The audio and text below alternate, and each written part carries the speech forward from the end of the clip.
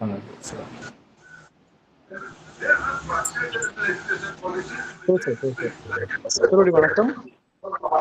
அத்தனை அதிகாரிகளும் மியூட்ல இருந்துக்கலாம். எல்லாரும் மியூட்ல இருந்துக்கோங்க. இது ஆரம்பிக்கிற தருணம். வள்ளியம்மை அம்மா அவர்கள் இன்றைய தினம் அவர்கள் வரவேற்புரை வழங்க இருக்கின்றார்கள். அவர்கள் இருகரம் கூப்பி அடியேன் அழைக்கின்றேன். அம்மா, வள்ளியம்மை அம்மா, திருச்சிற்றம்பலம். தென்னாடுடைய சிவனே போற்றி, எந்நாட்டவர்க்கும் இறைவா போற்றி. திருச்சிற்றம்பலம்.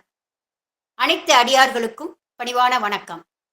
முருகப்பெருமானின் பெருமைகளை உலகம் எங்கும் எடுத்துச் செல்லும் வேலுண்டு வினையிலை குழுமத்தைச் சேர்ந்த அனைத்து அடியார்களின் பொன்னார் திருவடிகளை வணங்கி அனைவரையும் வருக வருக என்று அன்போடு வரவேற்கின்றேன். முதலாவதாக விநாயகர் துதி பாட அடியார் அவர்களை அன்போடு அழைக்கின்றேன். திருச்சிற்றம்பலம். தென்னாடுடைய சிவனே போற்றி, எந்நாட்டவர்க்கும் இறைவா போற்றி, காவாய் கனகத்திரளே போற்றி, கைலை மலையானே போற்றி போற்றி. பிடியதன் உருவுமை கொலமிகு கரியது வடிகொடு தனதடி வழிபடும் அவரிட கடி கணபதி வர அருளினன் மீது கொடை வடிவினர் பயில் வழி வலமுறை இறையே. திருச்சிற்றம்பலம். நன்றிங்கம்மா. சிவாயனம். மிக்க நன்றி அம்மா, திருவடிகள் வணங்குகிறேன். அடுத்ததாக நால்வர் துதி பாட அடியார் அவர்களை அன்போடு வரவேற்கின்றேன். விமலா தேவியம்மா பாடு. ஐயா பாடுங்க, ஐயா பாடுங்க. திருச்சிற்றம்பலம்.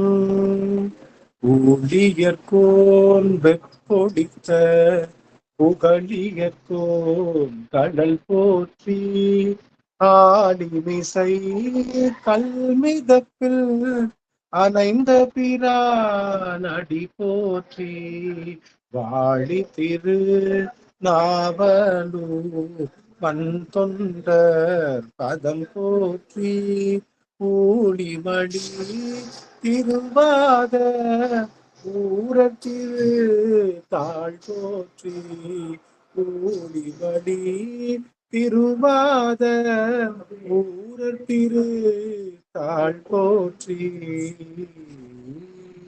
திருச்சிற்றம்பலம். மிக்க நன்றி ஐயா, திருவடிகள் வணங்குகிறேன் ஐயா. வரவேற்புரை. வேலுண்டு வினையிலை குழுமத்தின் தலைவர், ஆன்மீகத்தை அற்புதமாக எடுத்துச் செல்லக்கூடிய கலைஞர், குழந்தைகளின் வழிகாட்டி, திருவாசக அமர்வின் தொடர்ந்து செயலாற்றும் செயல் வீரர் சிவத்திரு ஆனந்த அன்பழகன் ஐயா அவர்களை வருக வருக என்று இருகரம் கூப்பி அன்போடு வரவேற்கின்றேன். சிறந்த ஊடகவியலாளர், இசை அமைப்பாளர், முருகப்பெருமானின் அருளாசி பெற்றவர், நாள்தோறும் முருகப்பெருமானை நம் இல்லத்திற்கு அனுப்பி அவருடைய ஆசி வழங்கச் செய்பவர், சிறந்த முருகனடிமை சிவத்திரு ஸ்ரீராம் காஷ்யப் ஐயா அவர்களை வருக வருக என்று இருகரம் கூப்பி அன்போடு வரவேற்கின்றேன். ஆன்மீக நெறிகளை ஒருங்கிணைக்கக்கூடியவர், என் நேரமும் இறை சிந்தனையை மக்களிடம் பதிக்கக்கூடியவர், அனைவரும் இறைவழியை பின்பற்ற வேண்டும் என்ற ஆர்வம் கொண்ட சிறந்த ஒருங்கிணைப்பாளர் சிவத்திரு பிரேம சம்பந்தம் அம்மா அவர்களில் வருக வருக என்று அன்போடு வரவேற்கின்றேன். வேலுண்டு வினையிலை குழுமத்தின் உயிர் நாடியாக திகழும் அனைத்து அடியார்களின் பொன்னார் திருகடைகளை மீண்டும் வணங்கி அனைவரையும் வருக வருக என்று அன்போடு வரவேற்கின்றேன். முருகப்பெருமானின் தலங்களை மிக அழகாக நம்மை எல்லாம் அழைத்துச் செல்லும் சிவத்திரு முத்துக்குமரன் ஐயா அவர்களையும், சிவத்திரு சரவணன் ஐயா அவர்களையும் மற்றும் சிவத்திரு கார்த்திக் ஐயா அவர்களையும், அனைத்து சான்றோர் பெருமக்களையும் வேலுண்டு வினையிலை குழுமம் சார்பாக வருக வருக என்று அன்போடு வரவேற்கின்றேன். நம் குழுமத்தின் குல விளக்கு, தன்னடக்கத்தை மேற்கொண்ட மாபெரும் தலைவன், தமிழ் இலக்கியம் படித்த தமிழ் கடவுள், முனைவர் பட்டம் ஆய்வினை மதுரை தியாகராஜர் கல்லூரியில் மேற்கொண்டு வரும் நம்ம வீட்டு பிள்ளை சிவத்திரு சுரேந்திரன் ஐயா அவர்களை கந்தபுரி வாழ்வே என்ற தலைப்பில் சிறப்பு சொற்பொழிவாற்ற வருக வருக என்று அன்போடு இருகரம் கூப்பி வரவேற்கின்றேன். ஐயா, மேடை தங்கள் வசம். வெற்றிவேல் முருகனுக்கு அரோகரா, வீரவேல் முருகனுக்கு அரோகரா, கந்தவேல் முருகனுக்கு அரோகரா, கடபவன முருகனுக்கு அரோகரா, சக்திவேல் முருகனுக்கு அரோகரா. முருகா சரணம். நன்றி, வணக்கம்.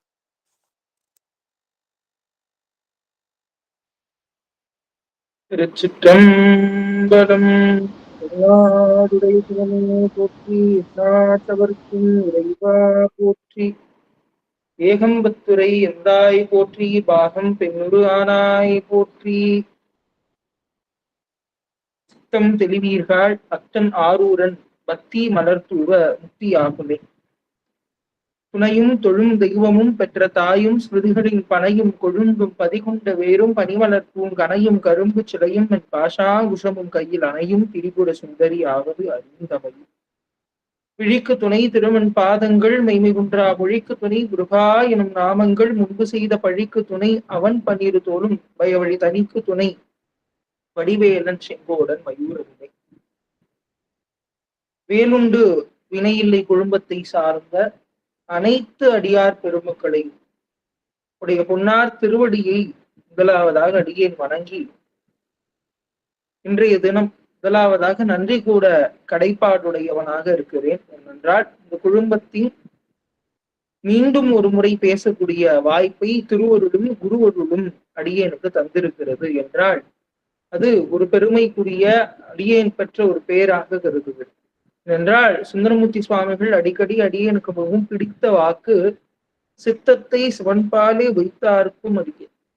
சிந்தனை பெருமானை நோக்கி இருக்கின்ற எல்லா அடியாருக்கும் அடியேன் என்பது போல் இந்த குடும்பத்தை சார்ந்த ஒருங்கிணைப்பில் இருக்கக்கூடிய ஆனந்த ஐயா, பிரேமா அம்மா அவர்கள், இங்கு வருகை தந்திருக்கக்கூடிய மீனாட்சி அம்மா அவர்கள், எனக்கு வரவேற்பு உரை நல்கிய அம்மையார் அவர்கள் என அனைவருக்கும் என்னுடைய முதல்கண் வணக்கத்தையும் நன்றியும் தெரிவித்துக் கொள்கிறேன்.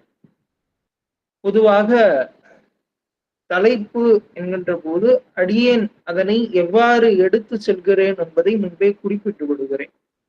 கந்தபுரி வாழ்வே என்பது அடியேன் எடுத்துக்கொண்ட தலைப்பு.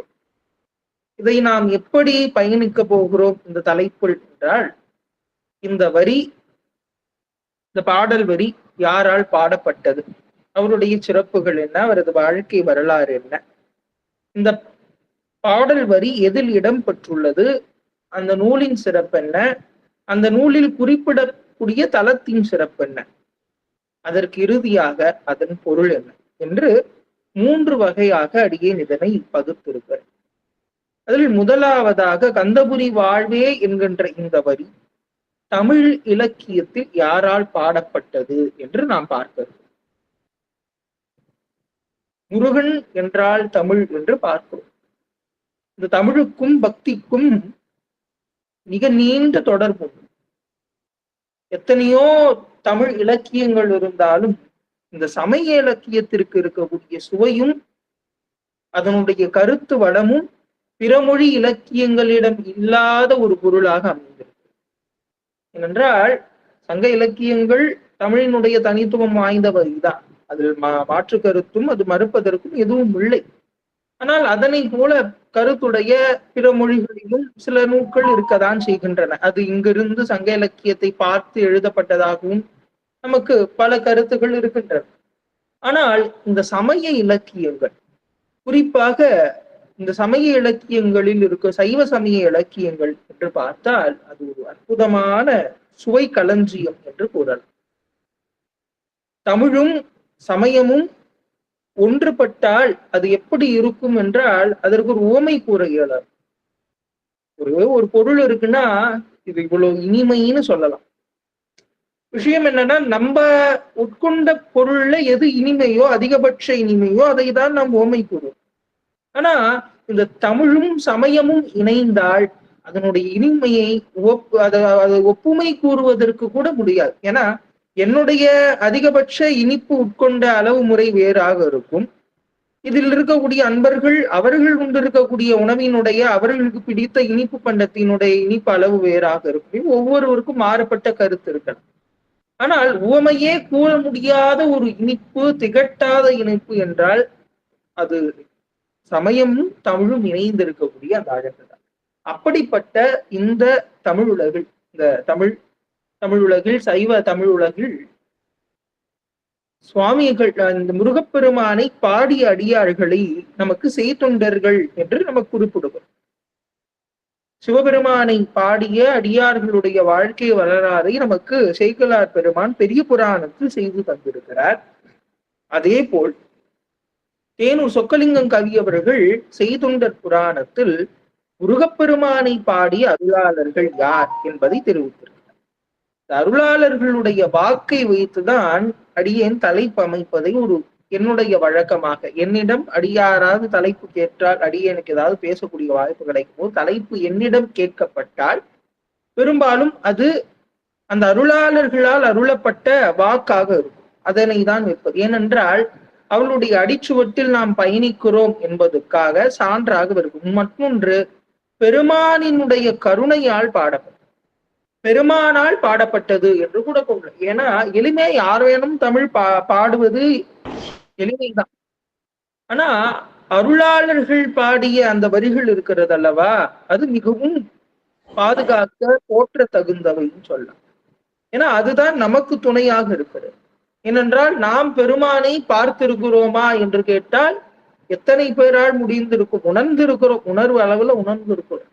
ஆனா நமக்கு முன்பு இருந்த திருமுறை ஆசிரியர்கள், சித்தாந்த ஆசிரியர்கள், அருணகிரி பெருமானார், செய்தொண்டர்கள், 63 இவர்கள் எல்லாம் அவர்கள் கண்ட அந்த மெய்ப்பொருளை நமக்காக பாடி பணுவல்களாக, இலக்கியங்களாக சுவைப்பட பண் அமைந்து சந்தம் அமைந்து பாடி நமக்கு தந்திருக்கிறார். அப்படிப்பட்ட இந்த அருள் ஞான வரவில் குமரகுருபர சுவாமிகள் மிக முக்கியமான ஒரு. இதனால்தான் அழகா சொல்ல, குமரகுருபரர் பரம் அடியார்க்கும் அடி. குமரகுருபர பெருமானுடைய அடியார்க்கும் அடி. குமரகுருபர சுவாமியை குறித்துதான் நாம் இன்றைய தினம் சிந்திக்க இருக்கிறோம். இந்த கந்தபுரி வாழ்வே என்பது அவர் தந்ததுதான். அது எந்த இலக்கியத்தில் தந்தார் என்பதை நாம் பின்பு சிந்திக்க இருக்கோம். முதலில் அவருடைய வாழ்க்கை வரலாற்றை சுருக்கமாக பார்ப்போம். திருநெல்வேலி மாவட்டத்தை சார்ந்த ஸ்ரீவைகுண்டம் என்கின்ற பகுதி, அதில் ஸ்ரீ கைலாசம் என்கின்ற பகுதிகள் இருக்கிறது. அங்கே சைவ வேளாளர் குலத்தை சார்ந்தவராக இவர் தோன்றுகிறார். சண்முக சிகாமணி தேசிக கவிராயர் என்பவருக்கும் சிவகாம சுந்தரி என்கின்ற அம்மையாருக்கும் மகவாக தோன்றுகிறார். பிறந்ததே சைவம் சார்ந்த ஒரு குடும்பம்தான், கவிராய குடும்பம்தான். ஆனால் காலத்தின் கடனாக, வினை பயனாக, காலத்தினுடைய கடமைப்பட்டு ஏதோ பெருமானினுடைய திருவிளையாடல் எண்ணமாக 5 வயது வரை அவருக்கு பேச்சாற்றல். குழந்தை பேசல அப்படின்னா தாய் தந்தையருக்கு எவ்வளவு வருத்தமாக இருக்கும்னா, ஏன்னா அந்த மழலை மொழி கேட்க வேண்டும். இந்த குழந்தை பருவத்தினுடைய ரசனையினுடைய முதல் துவக்கம் மழலை மொழிதான். அந்த குழந்தை பேசாம பேசக்கூடிய அழகு, அந்த மழலை மொழி கேட்பதற்கு தாய் தகப்பர்கள் தவம் செய்திருக்க வேண்டும் என்று நமக்கு கூறுவார்கள். அப்படி அந்த மழலை மொழியே கேட்காமல் 5 வயது வரை வளர்ந்து விடுகிறார். அப்போது என்ன செய்கிறார்கள், சிந்தனம்பதியில் வாழக்கூடிய கந்த பெருமான் மீது அவர்கள் நோன்பு நோற்று பெருமானை வேண்டி பேச்சாற்றல் வேண்டும்னு சொல்லி பிரார்த்தனை செய்கிறார்கள். அதற்கு ஏற்றாற் போல் பெருமானும், இது 2-3 விதமாக இந்த கதை சொல்லப்படுவது, கனவில் தோன்றி அருள் செய்தார், நாவில் ஓம் என்கின்ற பிரணவத்தை எழுதினார் என்று ஒரு சாரார் கூறுகிறார்கள். அங்கு ஆலயத்திற்கு சென்று வழிபடும் போது பெருமானை பார்த்து, அந்த சன்னதியில் மூலவரை பார்த்து கொண்டிருக்கும் போது பெருமான் அங்கே அசரீரியாக பேசு என்று கூறி அருள் செய்து, பெருமான் மாலையின் மீது இருந்து ஒரு பூ ஒன்று விழுந்ததாகவும், அதனை கொண்டே கந்தர் கலிவன்பாவினுடைய துவக்கம் பூமேவும் செங்கமல புத்தேரும் என்று அடி கொடுத்து அவர் பாடியதாகவும், கந்தர் கலிவன்பா என்கின்ற நூலை 5 வயதில் முருகப்பெருமானினுடைய அருளாற்றலால் தமிழே வடிவமாக்கிய முருகப்பெருமான் அருள் செய்ய பூமேவு என்று அடியெடுத்து கொடுக்க கந்தர் கலிவன்பா என்கின்ற ஒரு அற்புதமான தமிழ் இலக்கிய செய்தி. அந்த கந்தர் கலிவன்பா சித்தாந்த நோக்கில் அது ஒரு அமிர்தம். எப்படி பார்த்தாலும் அது கந்தபுராணத்தின் நோக்குல பார்த்தாலும் சரி, சித்தாந்த நோக்கில் பார்த்தாலும் சரி, சைவ சமய அனுஷ்டானங்களினுடைய நெறிகளிலும் சரி, அது ஒரு முக்கியமான நூல் இந்த கந்த கலிவெண்பா. அப்படிப்பட்ட அந்த கந்த கலிவெண்பாவை 5 வயதில் முருகப்பெருமானினுடைய அருள் இன்றி பாட முடியாது. முருகப்பெருமானினுடைய அருளாற்றல் இல்லாமல் தமிழே படிக்க முடியாது. முருகப்பெருமான், அதனால்தான் நம்ம சொல்ற தமிழ் பேசுறோம், தமிழ் கடவுள்னு சொல்றது என்னமோ முருகன் தமிழத்துக்கு உட்பட்டவன், தமிழ் மொழிக்கு உட்பட்டவன் என்பதற்காக மட்டுமல்ல. தமிழுக்கும் முருகனுக்கும் நிறைய தொடர்பு உண்டு. எல்லா தெய்வங்களுக்கும் தமிழோடு தொடர்பு. அதையும் பாடினவர் குமரகுருபர பெருமான் தான். அது பின்னாடி அடியேன் சொல்றேன். அப்படி இந்த தமிழுக்கும் தமிழே வடிவானவன் முருகப்பெருமான் அவனுடைய அடியெடுத்து கொடுத்து கந்தர் கலிவெண்பா பாடி முடிக்கிறார். அப்படியே ஒரு தல யாத்திரையாக அங்க உள்ள செந்திலம்பதி பெருமானை பாடி மனம் உருகி பாடி அப்படியே மதுரையம்பதி வளர்ந்து வர அவருடைய குடும்பத்தாரோடு தல யாத்திரைகள்லாம் செய்து மதுரையம்பதியில் திருமலை நாயக்க மன்னனுடைய ஆட்சி நடந்து கொண்டிருக்கக்கூடிய காலகட்டம்.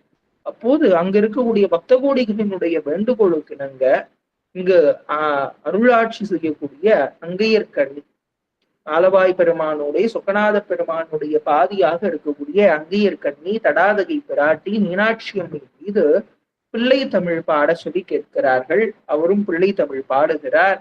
பாடி முடித்தவுடன் என்ன ஒரு அதிசயம் என்றால், அந்த அன்னை எழுந்து வந்தார். அம்மாவை உடுக்கிறது எளிமைதான். ஆனா மதுரையம்பதியில ஒரு சிறப்பு சொல்லப்படுது. அம்மா மகாராணியா இருக்கா. அரசனுடைய கடமைகள்ல ஒண்ணு என்னன்னா, எளிமையா ஒரு விஷயத்துக்கு கட்டுப்பட்டு போகிறார். அலசி ஆராய்ஞ்சு, ஏன்னா இந்த பாண்டியம்மன் எளிமையாக ஒரு விஷயத்தை நம்பி ஒரு பெண்ணால் துன்புற்றவன். கண்ணகி கோவலனுடைய வழக்குல அந்த துன்பம் நேர்ந்தது. தவறான ஒரு தீர்ப்பால தேராமன்னான்னு கண்ணகி சொல்ல அந்த மன்னன் உயிர் மாண்ட ஒரு மன்னாக இந்த பாண்டியம்பதி. அதனால் அம்மா மீனாட்சி மகாராணியாக, சொக்கநாதரும் பாண்டிய மன்னனாக இருக்கிறார். ஆனால் மகாராணி என்கின்ற சிறப்பு இங்க அன்னைக்கு தரப்படுகிறது. அப்ப ரொம்ப எளிமையாலாம் மத்த கோயில் அம்பால பாடி கூப்பிடுற மாதிரி கூப்பிட முடியாது. ஆனா அப்படிப்பட்ட அம்பிகையே இறங்கி வந்து திருமலை நாயக்க மன்னன் கழுத்தில் இருந்த முத்துமாலையை ஒரு சிறு பெண்ணாக குழந்தை வடிவாக வந்து அந்த பாடல் வருகை பருவத்தில் இருக்கக்கூடிய பாடல் என்று கூறப்படுகிறது. அது முத்தப்பருவம் என்கின்ற கருத்துக்கள்லாம் உண்டு. என்னமோ கருத்து என்னவென்றால், அந்த தமிழுக்கு இறங்கி அன்னை வந்து அந்த முத்துமாலையை எடுத்து நான் குமரகுருபர சுவாமிகளுக்கு அணிவித்தார். எவ்வளவு ஒரு சிறப்புல பெருமாட்டி இறங்கி வருதலே ஒரு கருணை. அந்த கருணை மட்டும் இல்லாம மன்னன் கழுத்தில் இருந்தக்கூடிய அந்த மணி, அது இயல்பான காரியம் கிடையாது. அது மன்னனா இறங்கி தரணும். அந்த உரிமை யாருக்கு உண்டுன்னா மன்னனுக்கு தான் உண்டு. ஆனால் மன்னனுக்கும் மேலான ஒரு பொருளாக அன்னை இருப்பதால் அவளே அந்த பாண்டியம்பதியினுடைய மகாராணியாக சொக்கநாத பெருமானினுடைய அருளே வடிவமாக இருக்கக்கூடிய அந்த அன்னை இறங்கி அந்த முத்துமாலையை குமரகுருபர சுவாமிக்கு அணிவித்தார் என்கின்ற சிறப்பை பார்க்கிறோம். அப்படி முதலாக கந்தர் கலிவெண்பா பாடி முடிக்கிறார். மீனாட்சி அம்மை மீது பிள்ளை தமிழ் பாடுகிறார். பிறகு மதுரை களம்பகம் என்கின்ற நூல் செய்கிறார். நீதி நெறி விளக்கம் என்கின்ற அறநூலும் செய்கிறார் அப்படின்னு பார்க்கணும். அதெல்லாம் முடிச்சுட்டு உபதேசம் பெறணும்னு ஒரு ஆசை. எந்த உயிருக்குமே இந்த ஞான மார்க்கத்தில் செல்கிறோம் என்றால் உபதேசம் மிகவும் முக்கியமான ஒன்று. அது இருந்தால்தான் இந்த ஆன்மா தேர்வு. இந்த உயிர் வளர்த்தல், உணவு உட்கொள்றோம், இந்த உடலை பேணுறோம், இந்த உடலுக்கான தேவைகள் எல்லாம் செய்கிறோம். இதெல்லாம் இந்த உடல் வளர்ச்சிக்காக ஆனது. இந்த மனம் சார்ந்து இந்த மனம் பக்குவம் அடைய வேண்டும் என்றால் அது தீக்கை பெற வேண்டும், ஞான உபதேசம் பெற வேண்டும். இதுதான் அருளாளர்கள் நமக்கு காட்டிய வழி. அப்படி இவருக்கு ஒரு ஆசை. அப்போ திருக்கைலாய பரம்பரையில இருக்கக்கூடிய தர்மபுர ஆதீனம் அப்போது 4ஆம் பட்டம் இருக்கிறார். அங்க இருக்கக்கூடிய 4ஆம் பட்டம் அவரை சென்று கண்டு அவரிடம் உபதேசம் வாங்கணும்னு ஒரு அணுக்கை ஆசை, அதை கூறுறார். ஆனா அவர் என்ன சொல்றார், நீ சிதம்பரத்துக்கு பயணமாயிட்டு வா, சிதம்பரம் போயிட்டு வா அப்படின்னு சொல்லி அவருடைய ஆணை. அவரும் சிதம்பரம் போகிறார். சிதம்பரம் போய் அங்க சிதம்பரநாதரை பார்த்து அங்க சிதம்பரம் செய்யுட்கோவை என்கின்ற நூலை செய்கிறார். பெருமானை பார்த்து பரவி ரசித்து வருகின்ற வழியில் நம்ம பார்க்கக்கூடியது புல்லுருக்கு வேடு என்ற வைத்தீஸ்வரன் கோயில். வைத்தீஸ்வரன் கோயிலில் தங்கி அங்க இருக்கக்கூடிய வைத்தியநாத பெருமான் மீது பிள்ளை தமிழ் பார்க்கிறார். இன்று கிட்டத்தட்ட நம்முடைய தலைப்புக்கும் வைத்தீஸ்வரன் கோயிலுக்கும் நெருங்கிய தொடர்பு. அதை அடுத்த இதுக்குள்ள வரும்போது வாழ்க்கையை முடித்துவிட்டு வரும்போது அறிய. அப்ப இப்படி இங்க வைத்தீஸ்வரன் கோயிலில் இருந்து முருகப்பெருமான் மீது பிள்ளை தமிழ் பாடிவிட்டு அப்படியே புறப்பட்டு திருவாரூர் செல்கிறார். இப்படி பல தல யாத்திரைகள்லாம் செய்து மறுபடியும் குருவினுடைய ஆணைக்கிணங்க காசிக்கு தல யாத்திரை சென்று அங்கு டெல்லி மன்னனிடம் வாதாடி அங்க இருந்தக்கூடிய அரசியல் சூழல்களை எல்லாம் எதிர்கொண்டு இந்துஸ்தானி மொழி பேச தெரியாமல் இவரை அவமானப்பட அந்த நேரத்தில் அங்கு சகலகலாவல்லியாக அம்பிகையை பாவித்து பாடல் பாட அந்த மன்னன் சிம்மாசனம் அமர தராமல் இருக்க சிங்கத்தையே தன்னோட ஆசனமாக கொண்டு வடநாட்டுக்கு சென்று காசி யாத்திரை இப்போது நமக்கு எல்லா வசதியும் வந்த பிறகு இப்போது நமக்கான எல்லா சகல வசதியும் ஒரு ஏரோப்ளைன் புக் பண்ணா கூட நம்ம போயிட்டு வந்துடுறோம். ஒரு நாள்ல பணம் இருக்கவங்க ஒரு நாள் போயிட்டு வரலாம். இப்ப 2 நாள்ல நம்மளுக்கு ரயில் வண்டின்னு இத்தனை வசதிகள் இப்ப வருது. அப்ப காசி பயணம் அப்படின்பது அவ்வளவு எளிமையான ஒண்ணு கிடையாது. அப்படி துறவரத்துல இருந்து காசி பயணம் சென்று அங்கு போய் அங்கு மடத்தினுடையதான கொள்கைகளையும் சைவ சித்தாந்தத்தையும் சைவ நெறியையும் அங்கு பரப்புதல் என்பது அவ்வளவு எளிமையான ஒரு விஷயம் கிடையாது. அதை திருவருளாலும் குருவருளாலும் கண்டிப்பாக செய்து முடித்தார். இந்த பாடல் அதுதான் நம்மளுக்கு சாட்சி அகசான்றுன்னு சொல்லுவோம். மண்கண்ட வெண்குடைக்கு மேற்பட்ட மன்னரும் என் பண்கண்டு பணிய செய்வாய் சகலகலாவல்லியேன்னு சொல்லி மன்னனை பணிய செய்ய வேண்டும்னு சகலகலாவல்லியாக இருக்கக்கூடிய சரஸ்வதி தேவியிடம் விண்ணப்பம் செய்ய அதுவும் நடந்தது. அவருக்கு அந்த நொடி பொழுதே அருளால் அவர் எல்லா விதமான மொழிகளையும் அவர் கைவரப்பட்டு ஞான அருளால் பெற்று அங்கு சைவ சமயத்தை ஸ்தாபித்தார் என்கின்ற ஒரு ஒப்பற்ற விஷயத்தை பார்க்கிறோம். பிறகு அவர் இங்கு வந்து குருவினுடைய அருளை பெற்று இவ்வாறாக அவர் வாழ்க்கை சென்றது என்று பார்க்கிறோம். நம்முடைய தலைப்பு எதை நோக்கி வருகிறதுனா, நம்ம இப்ப இது குமரகுருபரால் பாடப்பட்ட ஒரு இலக்கியம். அந்த குமரகுருடைய வாழ்க்கை வரலாறை நாம் சிந்தித்து முடித்திருக்கிறோம் மிகச் சுருக்கமாக. ஏனென்றால் மேற்கொண்டு நாம் சிந்திக்க வேண்டிய விஷயங்கள் இருப்பதால் அடியே மிகச் சுருக்கமான அளவில் நிறைவு செய்திருக்கிறேன். ஏதாவது 1-2 விஷயங்கள் விட்டு இருந்தால் அடியார்கள் பொறுத்தருள வேண்டும். அப்ப இப்படிப்பட்ட ஒரு ஸ்ரீவைகுண்டம் என்கின்ற பகுதியில் பிறந்து இளமை 5 வயதிலே முருகப்பெருமானால் கந்தர் கடிவன்பா என்கின்ற ஒப்பற்ற பணுவல் முருகடியார்களுக்குரிய ஒப்பற்ற பணுவல் மீனாட்சி அம்மை மீது மீனாட்சி பிள்ளைத்தமிழ், முத்துக்குமார சுவாமி மீது முத்துக்குமார சுவாமி பிள்ளைத்தமிழ், சிதம்பரம் செய்யுள் கோவை, இன்னும் பல்வேறு சிற்றிலக்கியங்கள், நீதிநெறி விளக்கம், மதுரை கலம்பரம், சிதம்பரம் செய்யுள் கோவைன்னு சொல்லி இத்தனை நூல்களையும் செய்து, திருவாரூர் நான்மணி மாலைன்னு சொல்லி இத்தனை அற்புதமான நூல்களை எல்லாம் செய்து நமக்கு அவர் தந்திருக்கிறார். அப்படிப்பட்ட இந்த அருளாருடைய பொற்பாதங்களை பணிந்து நாம் மேற்கொண்டு இவர் இயற்றிய ஒரு நூலை நாம் சொல்லிக்கிறோம். அது என்ன நூல் அப்படின்னா, ரொம்ப அழகா ஒரு வரலாறு உண்டு. வைத்தீஸ்வரன் கோயிலுடைய சிறப்புகளை தான் இப்ப பார்க்க போறோம். இதே ஓரளவுக்கு உங்களை நான் தலைக்கு ஒட்டி கொண்டு போகணும்னு அடியேன் ஆசைப்படுறேன். யாரால் பாடப்பட்டதுன்றதுக்கு குமரகுருபரன்னு பார்த்தாச்சு. இப்ப எந்த நூல் அப்படின்னு வரும்போது முத்துக்குமார சுவாமி பிள்ளை. இந்த முத்துக்குமார சுவாமி பிள்ளை தமிழுடைய சிறப்புகள் என்ன, இதில் முதல் அந்த தலத்தினுடைய சிறப்புகள் என்ன, அப்புறம் இந்த முத்துக்குமார சுவாமி பிள்ளை தமிழுடைய சிறப்புகள் என்ன, பிறகு இந்த வரியினுடைய பொருள் என்ன அப்படின்றத சொல்லுவதாக நோக்கமாக அமைந்திருக்கிறது அப்படின்னு பார்க்கணும். ஒரு சிறப்பு என்னன்னா, பாரதிதாசர் ஒரு நார்த்திகவாதி. இவருக்கு ஆன்மீக மீது பற்றுலாம் கிடையாது. ஆனா அவரே குமரகுருபரனுடைய தமிழுக்கு உருகி அவர் பல இலக்கியம் ஒன்றை குமரகுருபரன் மீது செய்திருக்கிறார் என்பதும் ஒரு அற்புதமான செய்தி என்று நாம் பார்க்கிறோம். அப்படிப்பட்ட இந்த வைத்தீஸ்வரன் கோயில்ல முத்துக்குமார சுவாமி பிள்ளை தமிழ் பாடுவதற்கான காரணம் என்ன அப்படின்னா, செவிவழியா ஒரு செய்தி கூறப்படுகிறது. அவர் இங்கு வந்து தங்கியிருந்து முருகனை வழிபட்ட காலத்தில் ஒரு அர்ச்சகர் வடிவில் வந்து தன் மீது பிள்ளை தமிழ் பாடுமாறு முருகப்பெருமானை பணிந்து கொண்டார் என்று நாம் பார்க்கிறோம். முருகப்பெருமானுக்கு தமிழ் கேட்டு கேட்டு பழக்கம். கொடுத்தும் பழக்கம் கேட்டும் பழக்கம். அவரே அடியெடுத்து கொடுத்து பாடச் சொல்வார். சில நேரத்துல கேட்கவும் செய்வார். அது இந்த சிவ குடும்பத்திற்கே அந்த வழக்கம் உண்டுன்னு வச்சுக்கோங்களேன். அவர்களே எழுதியும் விடுவார். திருமுக பாசுரம்னு சொல்லி 11 திருமுறைகள்ல அதுவும் ஒன்று. அது யார் பண்ணானா சுவாமி தான் பண்ணார். திருமுக பாசுரம்னு சொல்லி 27 ஆசிரியர்கள்ல சுவாமியும் ஒருவர் தான். அப்ப இந்த மாதிரி தமிழுக்கும் இந்த கைலாயம் குடும்பம்னு சொல்லக்கூடிய சிவ குடும்பத்திற்கும் அத்தனை தொடர்பும்.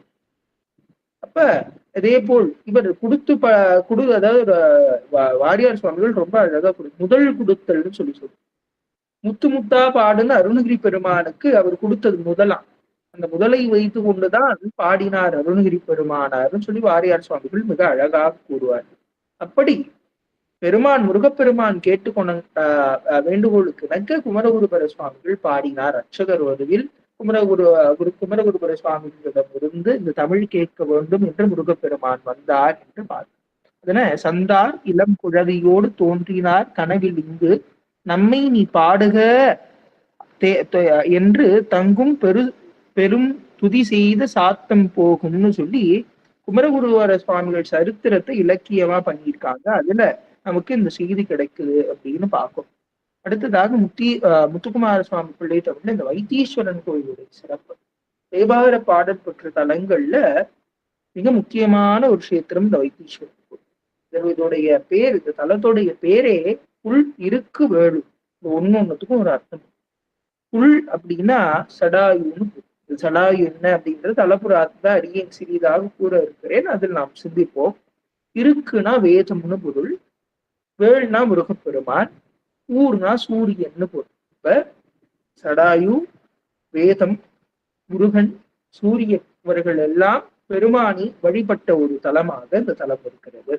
பெருமான் சுயம்பு மூர்த்தியாக எழுந்தொள்ளிருக்கிறார் அப்படின்னு பார்ப்போம். சுவாமிக்கு வைத்தியநாதன், அம்பாளுக்கு தைல நாயகினும் பொருள் கொள்ளலாம், தையல் நாயகனும் பொருள் கொள்ளலாம்.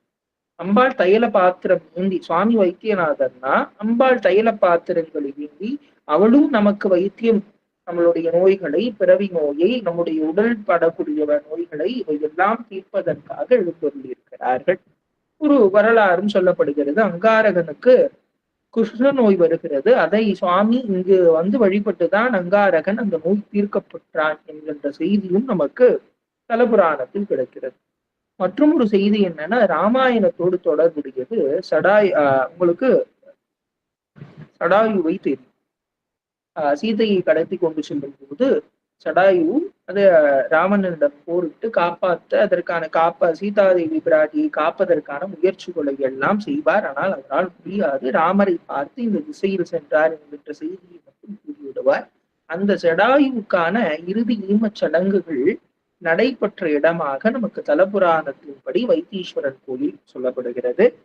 அந்த இறுதி சடங்குகள் நடைபெற்ற இடவே சடாயு குண்டம் என்கின்ற தீர்த்தமும் இங்கு அமைந்திருப்பது இந்த தலத்தினுடைய சிறப்புகளில் ஒன்றாக இருக்கிறது.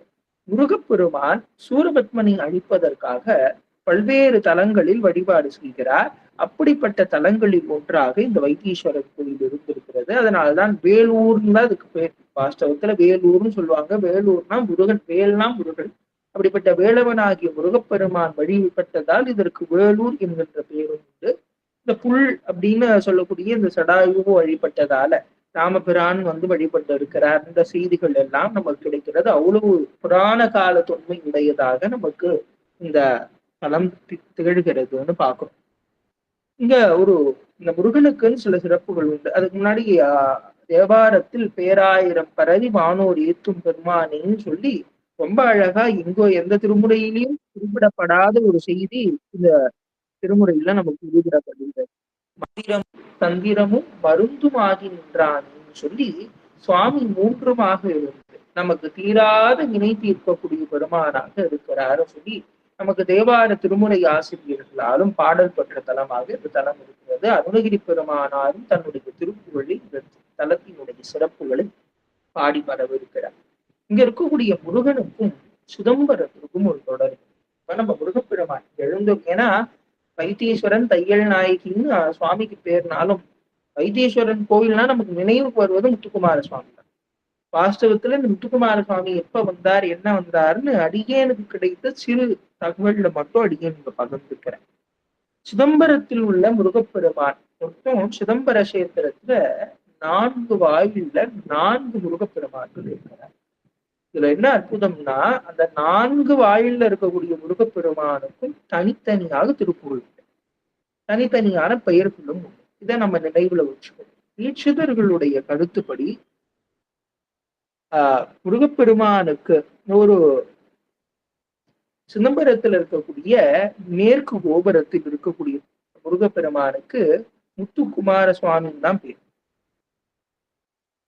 ஏன் அந்த முத்துக்குமார சுவாமி இங்க நாம் தெளிவாக வைத்தீஸ்வரன் கோயில் சென்ற அடியார்களுக்கு தெரியும், அங்கு உற்சவர் மட்டும்தான் முருகப்பெருமானுக்கு, மூலவர் கிடையாது. வைத்தியநாத பெருமானுக்கு தான் மூலவரும் உண்டு, உற்சவராகி இருக்கக்கூடிய சோமாஸ்கந்தரும் உண்டு, அம்பிகைக்கு உற்சவமூர்த்திகள் எல்லாம் உண்டு. ஆனா முருகனை பொறுத்தவரை கருவறை உள்ளே உற்சவ திருமேனியாக வைத்தியநாதனுடைய குழந்தையாக முத்துக்குமார சுவாமி தான் இருக்கு.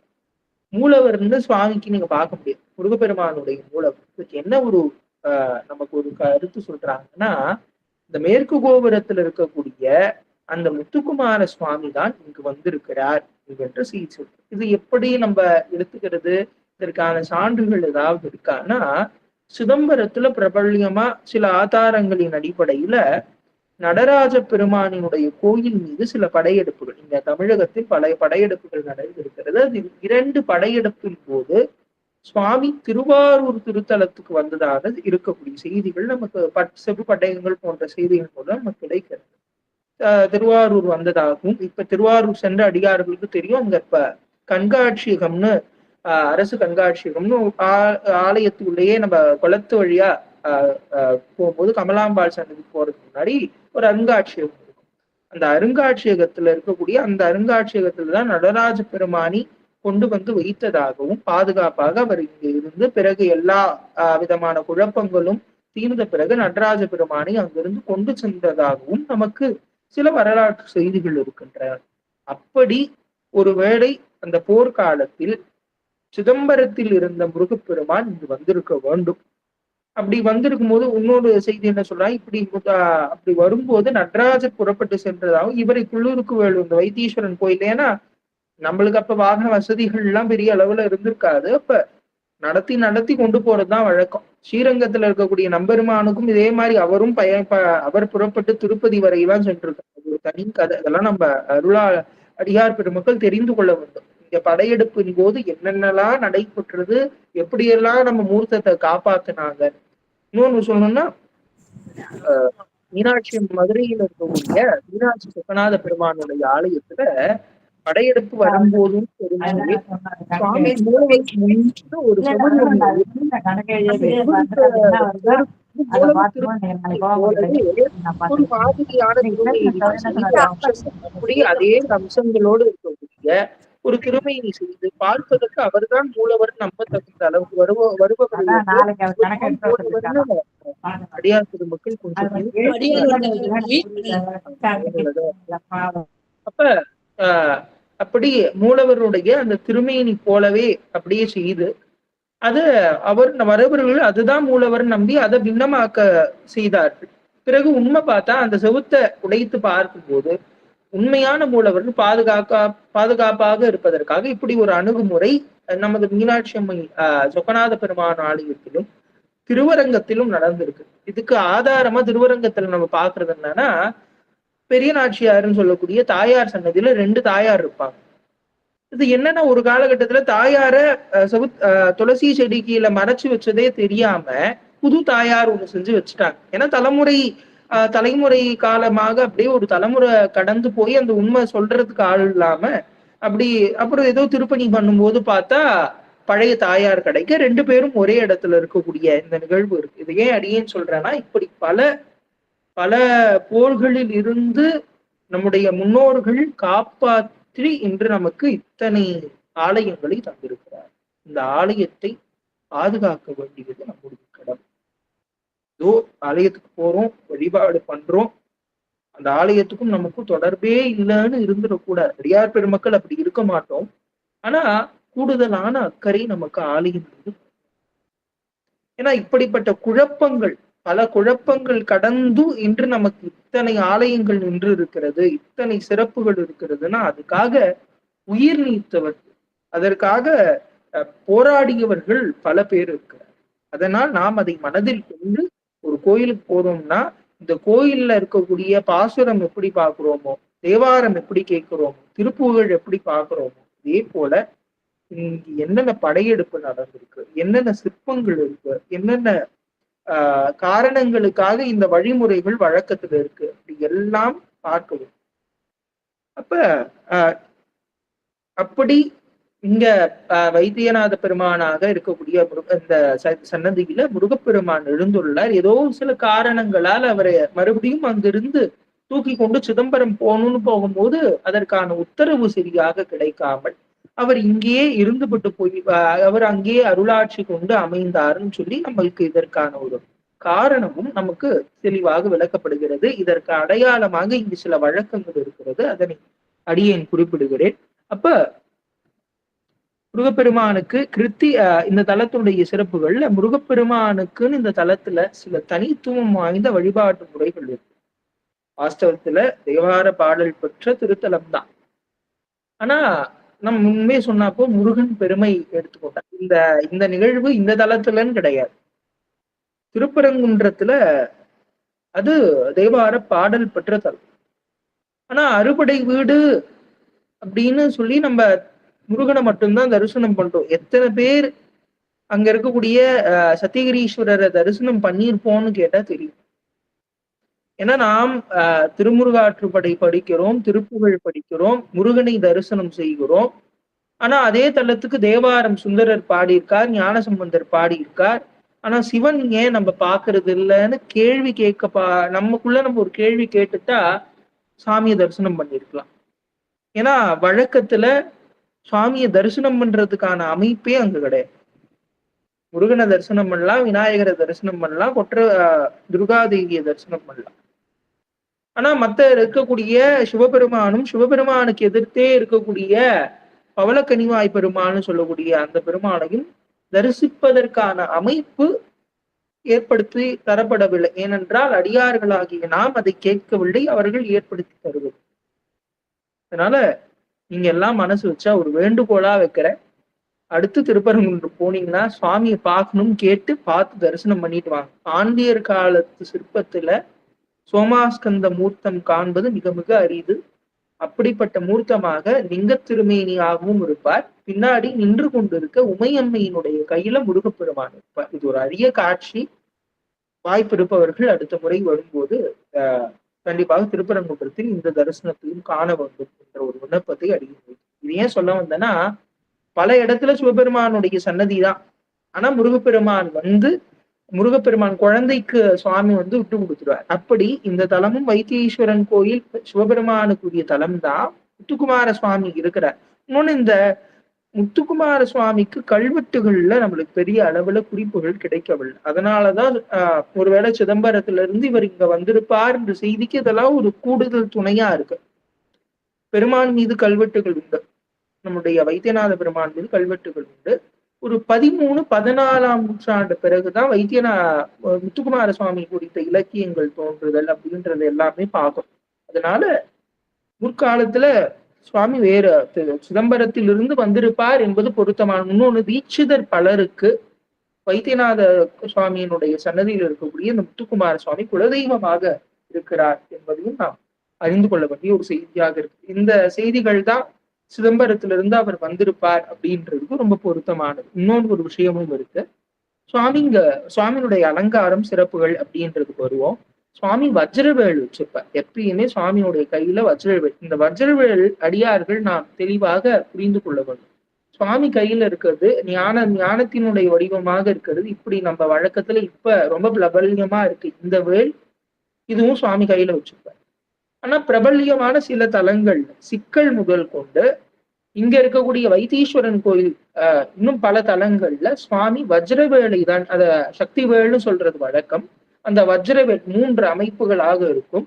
அந்த வஜ்ரவேலை சுவாமி தன்னுடைய கையில் வைத்திருப்பார். அது முத்துக்குமார சுவாமிக்குன்னு இருக்கக்கூடிய தனி அழகுள்ள ஒரு பர்மனண்டா பெருமான் வராருன்னா சுவாமி நீங்க எப்பயுமே வஜ்ரவேலோட சுவாமியை தரிசனம் பண்ணலாம்.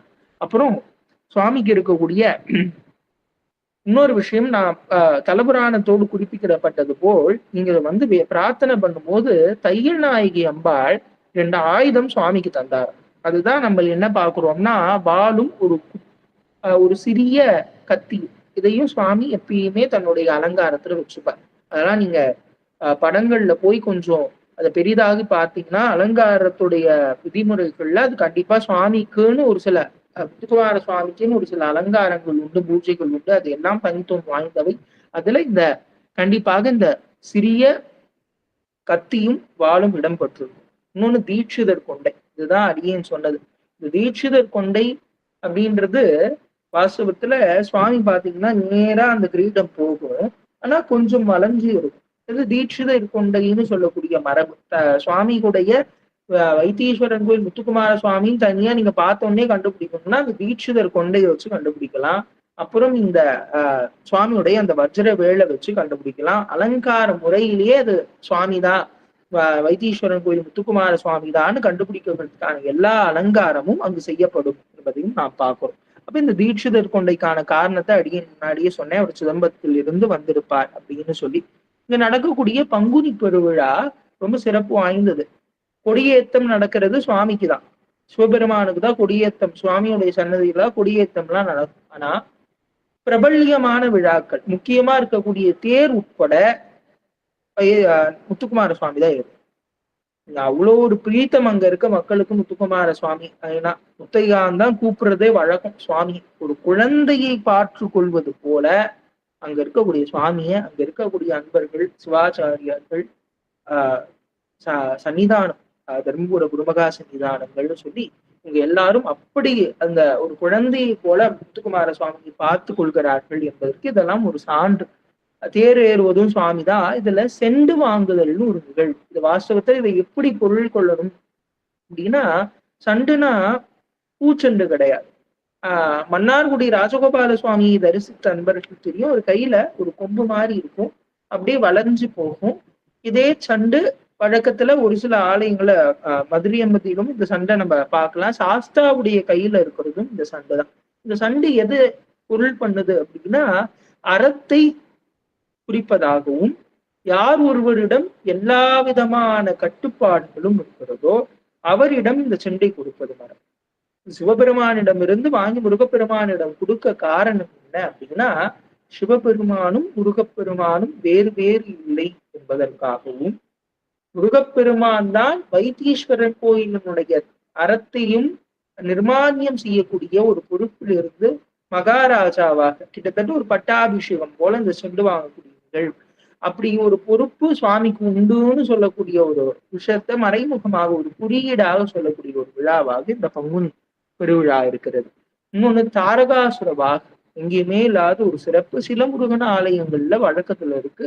இங்க தாரகாசுர வாகனம், தாரகனை சம்காரம் செய்கிறார் முருகப்பெருமான். அவனை வாகனமாகவே கொண்டிருக்கக்கூடிய சிறப்பு இந்த தலத்திலே உள்ள தாரகாசுர வாகனம் அப்படின்னு பார்க்கணும். அப்புறம் இன்னொரு விஷயம் என்னன்னா, சுவாமியுடைய புறப்பாடு. அவர் எப்படி புறப்பாடு ஆவார்னா, 2-3 புறப்பாடுகள் அடியேன் தெளிவா சொல்லணும்னு ஆசைப்படுறேன். கிருத்திகை அபிஷேகம் என்பது ரொம்ப விசேஷம். சுவாமிக்கு எல்லா நாளும் இந்த அபிஷேகம் ஆகிறது இல்லை. மாதாந்திர கிருத்திகை நட்சத்திரம் முருகப்பெருமானுக்குரியது. அந்த கிருத்திகை நட்சத்திரத்துல தான் அபிஷேகம் ஆகும். அப்ப சுவாமி தன்னுடைய யதாஸ்தானத்திலிருந்து கிளம்பும் போது அந்த இரட்டப்பிரப சுவாமிக்குரிய அடையாளங்கள்ல அதெல்லாம் ஒண்ணு. இந்த இரட்டப்பிரப சுவாமி வச்சிருப்பார். சுவாமியை தூக்கக்கூடிய அன்பர்கள், பாததாங்கிகள்னு நம்ம சொல்லக்கூடிய பெருமானை சுமக்கக்கூடிய அந்த அன்பர்கள் தங்களுடைய திருமேனி முழுவதும் துணி கொண்டு மறையும். பெருமான் வராருன்னா நம்மளுடைய கவனம் பெருமான் மீது மட்டும்தான் இருக்க வேண்டும் என்பதற்கு அங்க இருக்கக்கூடிய ஒரு வழக்கத்துல இது. வைத்தியநாதர் முத்துக்குமார சுவாமி புறப்பாடுனா அது ஒரு தனி அழகு. சுவாமி சிவபெருமானுடைய சன்னதி பக்கத்திலேதான் முருகப்பெருமானுடைய சன்னதி இருக்கும். ஒரு புறப்பாடாகி ஒரு சுத்து வந்து இங்க எதிர் சேவை பார்ப்பார். வைத்தியநாதரை பார்த்து பெருமான் கிட்ட ஒரு உத்தரவு, உத்தரவு வாங்கி கொஞ்சம் தூரம் முன்னாடி வந்து வாசற்படி இருக்கும். அந்த வாசற்படியில சுவாமிக்கு கதவு சாத்தி ஒரு தீபாரதம், பஞ்சக்குடி தீபாரதம் முடிச்சு சுவாமி அப்படியே வெளியே வந்த உடனே தையல் நாயகி அம்பிகை நோக்கி ஒரு ஒரு ஒட்டான ஆங்கிலத்தை சொல்லுவோட ஒரு திரும்பி அம்மாவை பார்த்து ஒரு உத்தரவு வாங்கி அப்படியே புறப்பட்டு கிருத்திகை மண்டபத்துக்கு சென்று சுவாமிக்கு கிருத்திகை அபிஷேகம். கிருத்திகை அபிஷேகம் நண்பர்கள் கண்டிப்பாக நீங்க உங்களுக்கு இந்தந்த ஆலயம் பார்க்கணும்னு ஆங்கிலத்துல சொல்லுவோம்ல, ஒரு பக்கெட் லிஸ்ட் சொல்லி வச்சிருந்தீங்கன்னா வைத்தீஸ்வரன் கோயிலையும் வச்சுக்கோங்க. அதுல கிருத்திகை அபிஷேகம் கண்டிப்பா வச்சுக்கோங்க. பெருமான அவ்வளோ நிஜரூப திருமேனில இருந்து அவ்வளவு அழகா அபிஷேகம் திரையிட்டு திருப்புகழ் பாடி, போதுவார்மூர்த்திகள் திருப்புகழ் பாடி, முத்துக்குமாரசாமி பிள்ளை தமிழ் பாடி அருமையான அபிஷேகம் அங்க நடக்கக்கூடிய அபிஷேகம். வாய்ப்பு உங்க அனைவருக்கும் அந்த வாக்கியத்தை பெருமாள் தர வேண்டும்னு பிரார்த்தனை பண்ணிக்கிறேன். இன்னொரு புறப்பாடு என்ன அப்படின்னா, இது கிருத்திகை அபிஷேகத்துக்கு முத்துக்குமார சுவாமி புறப்பாடு ஆகும்.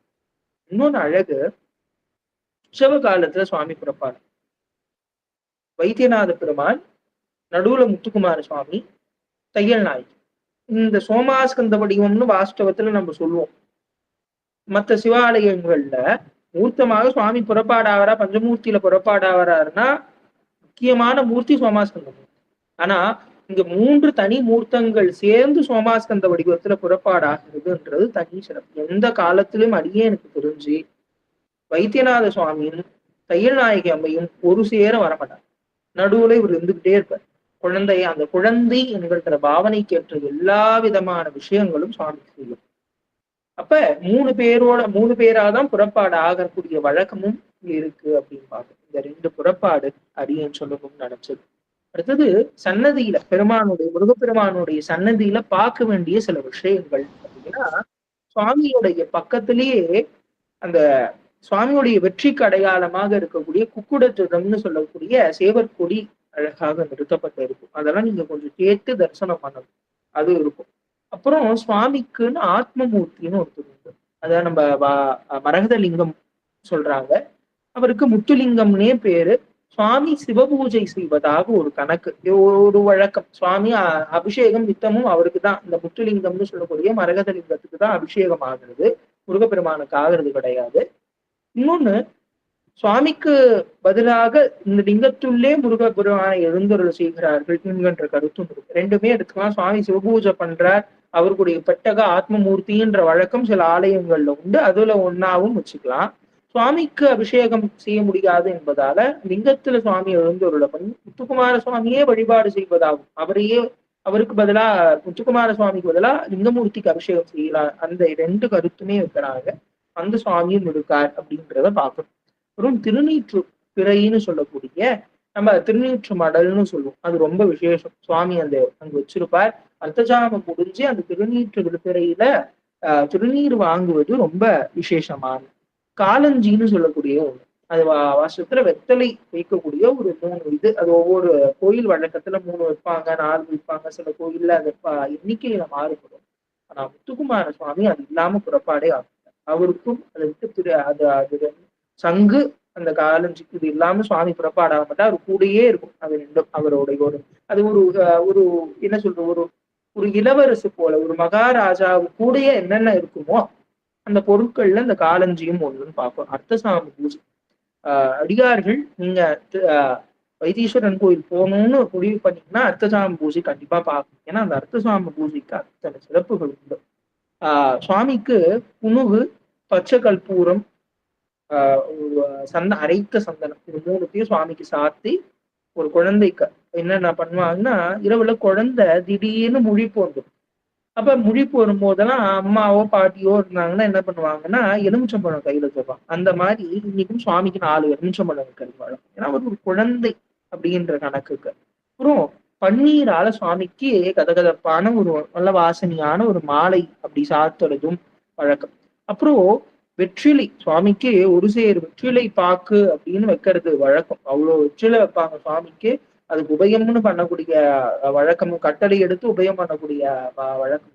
இன்னொன்னு, குழந்தைக்கெல்லாம் ரொம்ப பிடிச்ச பால் சாதம். சுவாமிக்கு நைட்டு நைவேத்தியமே, இரவு நேரத்துல சுவாமிக்கு உகந்த நைவேத்தியம் அந்த பால் சாதம். அது கண்டிப்பாக அடியார் பெருமக்கள் எல்லாருக்கும் அந்த அருள் பிரசாதம் கிடைக்க வேண்டும். அந்த பால் சாதம் குழந்தைக்கு என்ன பக்குவத்துல செஞ்சு தரணுமோ அந்த பக்குவத்துல இது எல்லாம் சுவாமிக்கு என்ன பண்ணியாச்சு. சுவாமிக்கு இரவு வெத்தலை போட வெத்தலை வச்சாச்சு, சுவாமிக்கு மாலை, குளிர்ச்சியான மாலை சாத்தியாச்சு, சந்தனம் சாத்தியாச்சு, எல்லாம் சாத்தியாச்சு. குழந்தைய தாளாட்டணுங்க. குமரகுருபரர் பிள்ளை தமிழ் தாலாட்டு தாலாட்டு பாடி இந்த அர்த்தசாமத்தை நிறைவு செய்வார். சாமரம்லாம் 2 பக்கம் வீச குமரகுருபரர்களுடைய பிள்ளை தமிழ் பாட முருகப்பெருமான் வள்ளி தேவசேனா தாயாரோடு குழந்தையாக முத்துக்குமாரனாக அழகு குழந்தையாக பெருமாளை நாம் இந்த தலத்துக்கு இருக்கக்கூடிய சிறப்புகள்ல இது ஒரு சிறப்பு. வைத்தீஸ்வரன் கோயில்ல அந்த சித்தாமிர்த குல தீர்த்தம், அது தீராத நோய்கள் தீர்க்கக்கூடிய தீர்த்தம். எத்தனையோ உடல் நோய்கள் இருந்தாலும் அந்த சித்தாமிர்த குல தீர்த்தத்தில் நீராடினால் அந்த நோய் நீங்கிவிடும் என்பது பொது வழக்கத்திலுமே பல பேருக்கு அது நடந்திருக்கு. உண்மையான பக்தியோட பெருமான் தான் கதி, பெருமான் தான் மருந்து அப்படின்னு அவருடைய திருவடியை நம்பி வைத்தீஸ்வரன் கோயில்ல போய் எந்த மருத்துவத்தை நம்ம இனிமே குறை சொல்லக்கூடாது. ஆனா மருத்துவர் மீது வைக்கக்கூடிய நம்பிக்கையை விட பெருமான் மீது அதிகமாக நம்பிக்கை வைத்து வைத்தீஸ்வரன் கோயிலுக்குரிய பதிகங்கள் பாடி பெருமானை உண்மையாக நம்பி போனா வைத்தியநாத பெருமானும் முத்துக்குமார சுவாமியும் தையல் நாயகி அம்மையும் நமக்கு அனுக்கிரகம் செய்வாங்க. இப்ப அடியேன் அடுத்து நோக்கி நகர்ற நேரம் சென்று கொண்டு இருக்கிறது. அப்ப இந்த இப்ப வரைக்கும் என்ன பார்த்தோம்னா முத்துக்குமார சுவாமி பிள்ளை தமிழ்ல இந்த முத்துக்குமார சுவாமிக்கு ஏத்தங்கள் மட்டும்தான் இது வரைக்கும் பார்த்தோம். இத்தனை சிறப்புகள் இருக்கு. வைத்தியநாதர்னா அடியேன் தனியா திருமுறைகள்ல இருந்து பேசும். அதனால நான் சுருக்கமா அந்த பேராயிரம் பரவின்ற அந்த ஒரு பதிகம் போகணும். மந்திரமும் தந்திரமும் மருந்தும் ஆகின்றான்னு சொல்லி சுவாமியே எல்லாம் இருக்கக்கூடிய அந்த வரியே சுவாமிக்குடைய ஏத்தத்தை சொல்லுதுன்னு பார்ப்போம். இந்த பிள்ளை தமிழ் இலக்கியம், அதுவும் பிள்ளை தமிழ்னு இந்த ஒரு அமைப்பே ரொம்ப சிறப்பு வாய்ந்தது. ஏன்னா 96 வகை சிற்றிலக்கியம்னு வழக்கத்துல சொல்லுவோம். சிற்றிலக்கியம்னா ஒரு பொருண்மையை எடுத்து அதை பாடுவதுதான் அந்த சிற்றிலக்கியம். அதாவது பேரிலக்கியம்னா பெரிது, சிறிய இலக்கியம்னா சிற்றிலக்கியம்னு பார்க்கிறோம். அப்ப இந்த சிற்றிலக்கியத்துல தமிழோடு பெயரோடு ஒன்றி வருவது அப்படின்னா அது பிள்ளை தமிழ் மட்டும்தான். ஏன்னா மத்த எல்லாம் உலா இருக்கு, தூது இருக்கு, மஞ்சரின்னு சொல்றது இருக்கு, சதகம் இருக்கு, அங்கமாலைன்னு சொல்லி அதோடைய வரிசையே நமக்கு நிறைய, நம்மளுக்கு இன்னும் 96 இல்லை அதுக்கும் மேலன்னு பாட்டியல் நூல்கள்லாம் நம்மளுக்கு சொல்லுது. அப்ப இந்த பிள்ளை தமிழுடைய சிறப்பு என்னன்னா தமிழை தன்னோடே தாங்கி கொண்டிருக்கு. அப்ப இன்னொன்னு தொல்காப்பியத்திலிருந்தே இந்த பிள்ளை தமிழுக்கான இலக்கணம் குழவி மருங்கினும் கிழவனாகும்னு சொல்லி அப்ப தொல்காப்பியம் சொல்லக்கூடிய அந்த விஷயம் தான் பிற்காலத்துல சிற்றிலக்கியமாக வளர்ச்சி பெறுகிறதுன்னு பார்க்கும். இந்த சிற்றிலக்கியத்தோட இலக்கணம் தான் என்னன்னா இறைவனையோ அரசனையோ அல்லது உயர்ந்தவர்களையோ குழந்தையாக எண்ணி அவர்களை 10 பருவம் அமைத்து ஆண்பார் பிள்ளை தமிழ், பெண்பார் பிள்ளை தமிழ், குழந்தை காலத்துல அவங்க எப்படி இருந்திருப்பாங்கன்னு நினைச்சு பாடுறதுதான் இந்த பிள்ளை தமிழ். இப்ப வந்துருவோமா அந்த தமிழ் இலக்கியத்துல இப்படி குழந்தை அமைப்பா ஆண்பார் பிள்ளை தமிழ், பெண்பார் பிள்ளை தமிழ்னு சொல்லி நம்ம பாக்குறோம். நம்மளுக்கு இன்னைக்கு ஆண்பால் பிள்ளை தமிழ், ஏன்னா முத்துக்குமார சுவாமி பிள்ளை தமிழ் தான் பாக்குறோம்ன்றதுனால அடியேன் அதுக்கு உரியதை மட்டும் சொல்றேன், ஏன்னா நேரம் நமக்கு இல்லை. அதனால செங்கிரை, தாளப்பருவம், சப்பானி பருவம், முத்தப்பருவம், வருகை பருவம், அம்புலி பருவம், சிற்றுள் பருவம், சிறுபறைன்னு சொல்லக்கூடிய பருவம், சிறுத்தையர்னு சொல்லி மொத்தம் 10 பருவங்கள் அமைத்து அந்த 10 பருவத்துக்குரிய பாடல்கள் 10 பாடல்கள்னு சொல்லி அமைத்து பாடக்கூடிய அமைப்பு இருக்கிறது.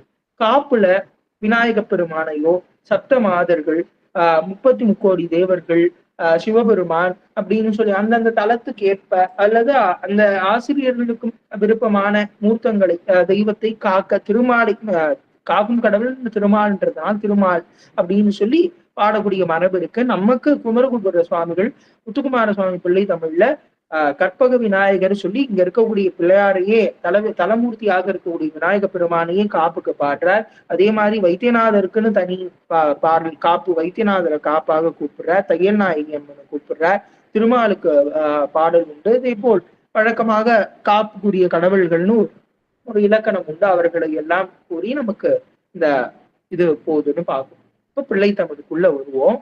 இந்த பிள்ளை குமரகுரு சுவாமிகளுக்கு இருந்த அந்த அவரை நம் பல கோணங்கள்ல பார்க்கலாம். சைவ சித்தாந்தமாக இருக்கட்டும் அல்லது இலக்கியத்துல அவருக்கு இருந்த அந்த புலமையாக இருக்கட்டும், இதெல்லாம் இருக்கட்டும். இதுல நாம் இன்னைக்கு முதல்ல எடுத்தோடனே பாக்குறது தல புராணங்களோட அவருக்கு இருந்த அந்த அதை எப்படி பிள்ளை தமிழோட தொடர்பு படுத்துறார். செங்கிரை பருவம்னு பேர் முதல் பருவத்துக்கு. அந்த பருவம் செங்கிரைனா செங் பிளஸ் கீர்னா அந்த குழந்தை முதலாக அந்த குழந்தை பண்ணக்கூடிய அந்த நிகழ்வு அடியெடுத்து அது இப்பதான் கொஞ்சம் நிமிர்ந்து ஒரு கை ஊன்றி ஒரு கை அப்பதான் நடக்க முயற்சி பண்ணக்கூடிய அந்த பருவத்தை தான் நம்ம செங்கிரை பருவம்னு சொல்றோம். அதுல முதல் ஒரு பாடல்லையே சம்பாதியோடு சடாயுக்கும் பெரும் தவ முனிவர் எழுவழுக்கும் தன்னாலி சுரத்திட்ட தீரா வினை தீர்த்த தம்பிரான் என்ன சொல்றாருன்னா, தலைவரால பார்த்தோம்ல இந்த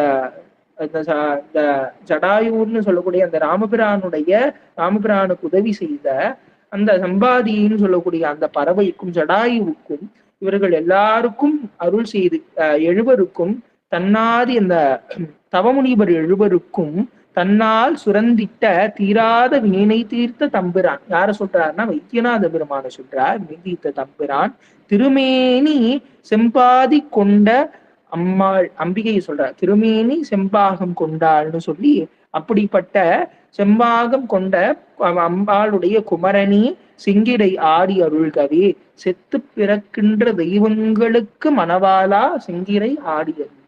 என்ன செத்து பிறக்கின்ற தெய்வங்கள்? அடியார் சித்தாந்தம் படித்தவர்கள் கண்டிப்பாக இந்த அவையில் இருப்பீர்கள். அதனால் நான் அதற்கு ஒரு பெரிய ஆழமாக சென்று கூறவில்லை. சிவபெருமானை தவிர்த்து பிறப்புக்குட்பட்ட இன்னொன்னு இந்த இது வர்றதுனால சொல்றேன். சிவபெருமானுக்கு பிள்ளை தமிழ் பாடக்கூடிய மரபே தமிழ் இலக்கியத்துல கிடையாது. எந்த அளவுக்கு தமிழ் புலவர்கள் தமிழ் அருளாளர்கள் இப்படி ஒரு சைவ பற்றுள்ளவர்கள் என்பதற்கு இதுவரை எத்தனையோ பிள்ளை தமிழ் வந்துருக்கு. இப்ப பிறந்தவங்களுக்கு எல்லாம் பிள்ளை தமிழ் பாடினாங்க. ஆனா சிவபெருமானுக்கு இதுவரை யாரும் பிள்ளை தமிழ் பாடியது கிடையாது. ஏன்னா பிறப்பு இறப்பு என்கின்ற அந்த அந்த வகைக்குள்ள போகாத பெருமான். இரவாய் ஆக்கை புரியோன்னு சொல்லி நம்மளுக்கு பெருமானை குறிப்பிட்டாங்க. அப்படிப்பட்ட அந்த பெருமானுக்கு பிறப்பிறப்பே கிடையாது. அதனால மற்ற தெய்வங்கள்லாம் செத்து பிறக்கின்ற தெய்வங்கள். அப்ப ஏன் முருகப்பெருமானுக்கு பாடுறாங்க? முருகப்பெருமான் பிறந்தாரான்னு கேட்டா அப்படி கிடையாது. குழந்தை என்கின்ற தன்மை இயல்பாகவே முருகப்பெருமானுக்குரியது.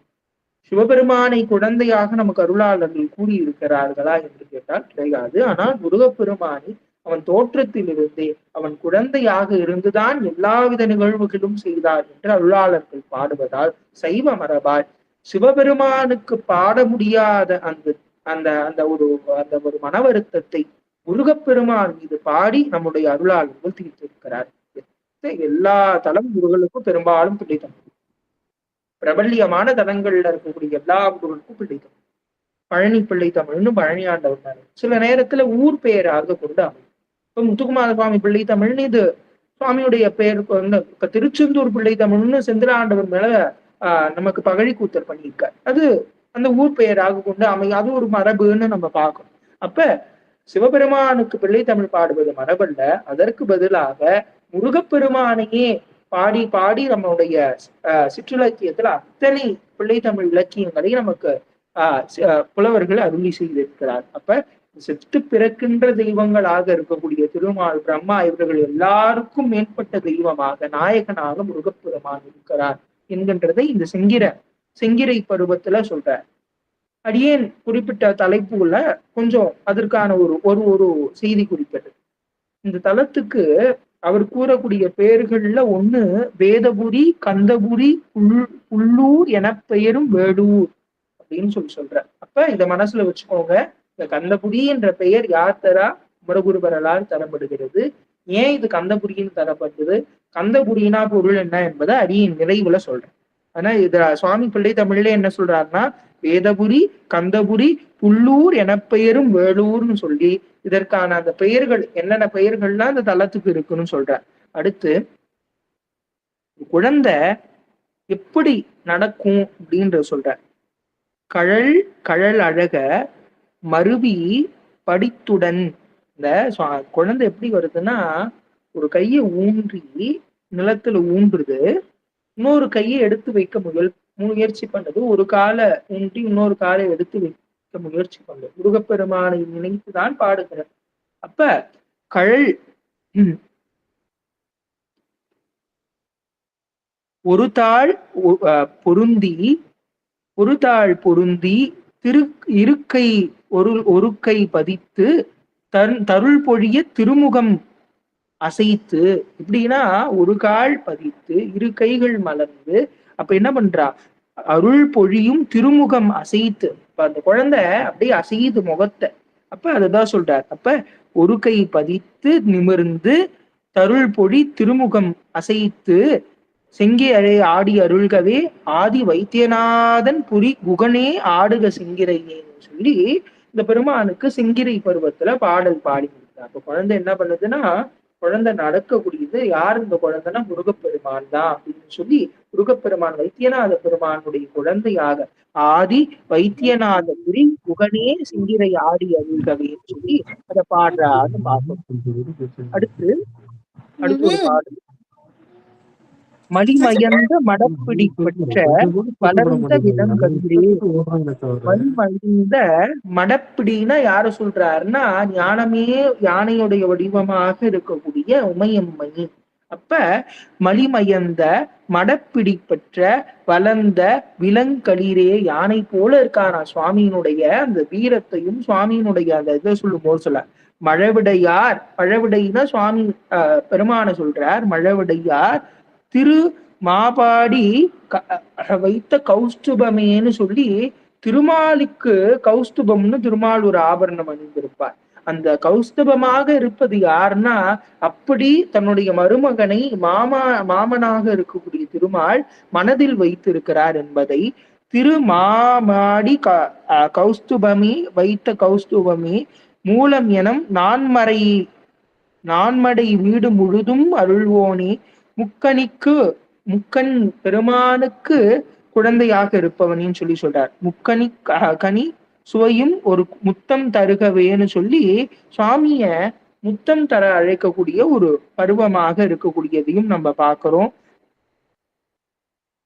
சங்கத்தமிழ் தலைவா புலவனே தாளேலோன்னு சொல்லி சங்கத்தமிழுக்கும் தலைவனாக முருகப்பெருமான் இருந்ததையும் இங்கு நினைவு கூறி அந்த செய்தியுமே அவர் குறிப்பிட்டார் அப்படின்னு சொல்லக்கூடிய அந்த அற்புதத்தையும் பார்க்கிறோம். அப்ப முக்கன் செல்வனே முக்கச்செல்வனாக இருக்கக்கூடிய அந்த சிவபெருமானுக்கும் குழந்தையாக இருக்கக்கூடிய பெருமான்னு சொல்லி குறிப்பிடுறார். அடுத்ததாக சங்கத்தமிழின் தலைமை புலவா தாளேலோன்னு சொல்லி, சங்கமரபில் தமிழ் வளர்த்த புலவனாக நீ இருக்கிறாய் என்று சொல்லி அதையும் சொல்றார். அடுத்து நமக்காக ஒரு பாடல் பண்றார். உன் தொண்டர் கிழார் தொண்டர் உள்ளத்து சிறந்திட ஒளிவிடும் முழுமணியே. சுவாமிக்கு இருப்பிடம் எது அப்படின்னு ஒரு கேள்வி அவருக்குள்ள வருது. அப்ப என்ன சொல்றார், உன் தொண்டர் பெருமானி, உன்னுடைய தொண்டர் கிழார் தொண்டர் உள்ளத்தில், ஆழமான இந்த உள்ளம் இருக்குல்ல, இந்த உள்ளத்தில் சிறந்திட்டு ஒளிவிடும் முழுமணியே, உயர் மறை நூல்கள் உயர்ந்த, முதல் என்ன சொல்றார், தொண்டர் உள்ளத்துல பெருமான் இருக்கார் சொல்லிடுறார். உயர் மறை நூல்கள் கலைகள் முடிவின் முடித்திடும் ஒழுங்கு மரகதமேன்னு சொல்றார். என்ன சொல்றார், முதல் அடியார்களுடைய உள்ளத்துல இருக்கவும் இதான் சொல்றார்.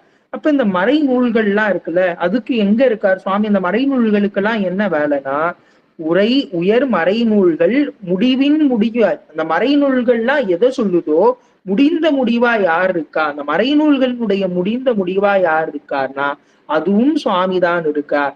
முடிவின் முடித்திடும் ஒழுங்கே மரகதமேன்னு சொல்றார். விண்ணோடும் மண்ணும் விழுங்கி அருள் கதிர் விரியும் இளம் சுடரே.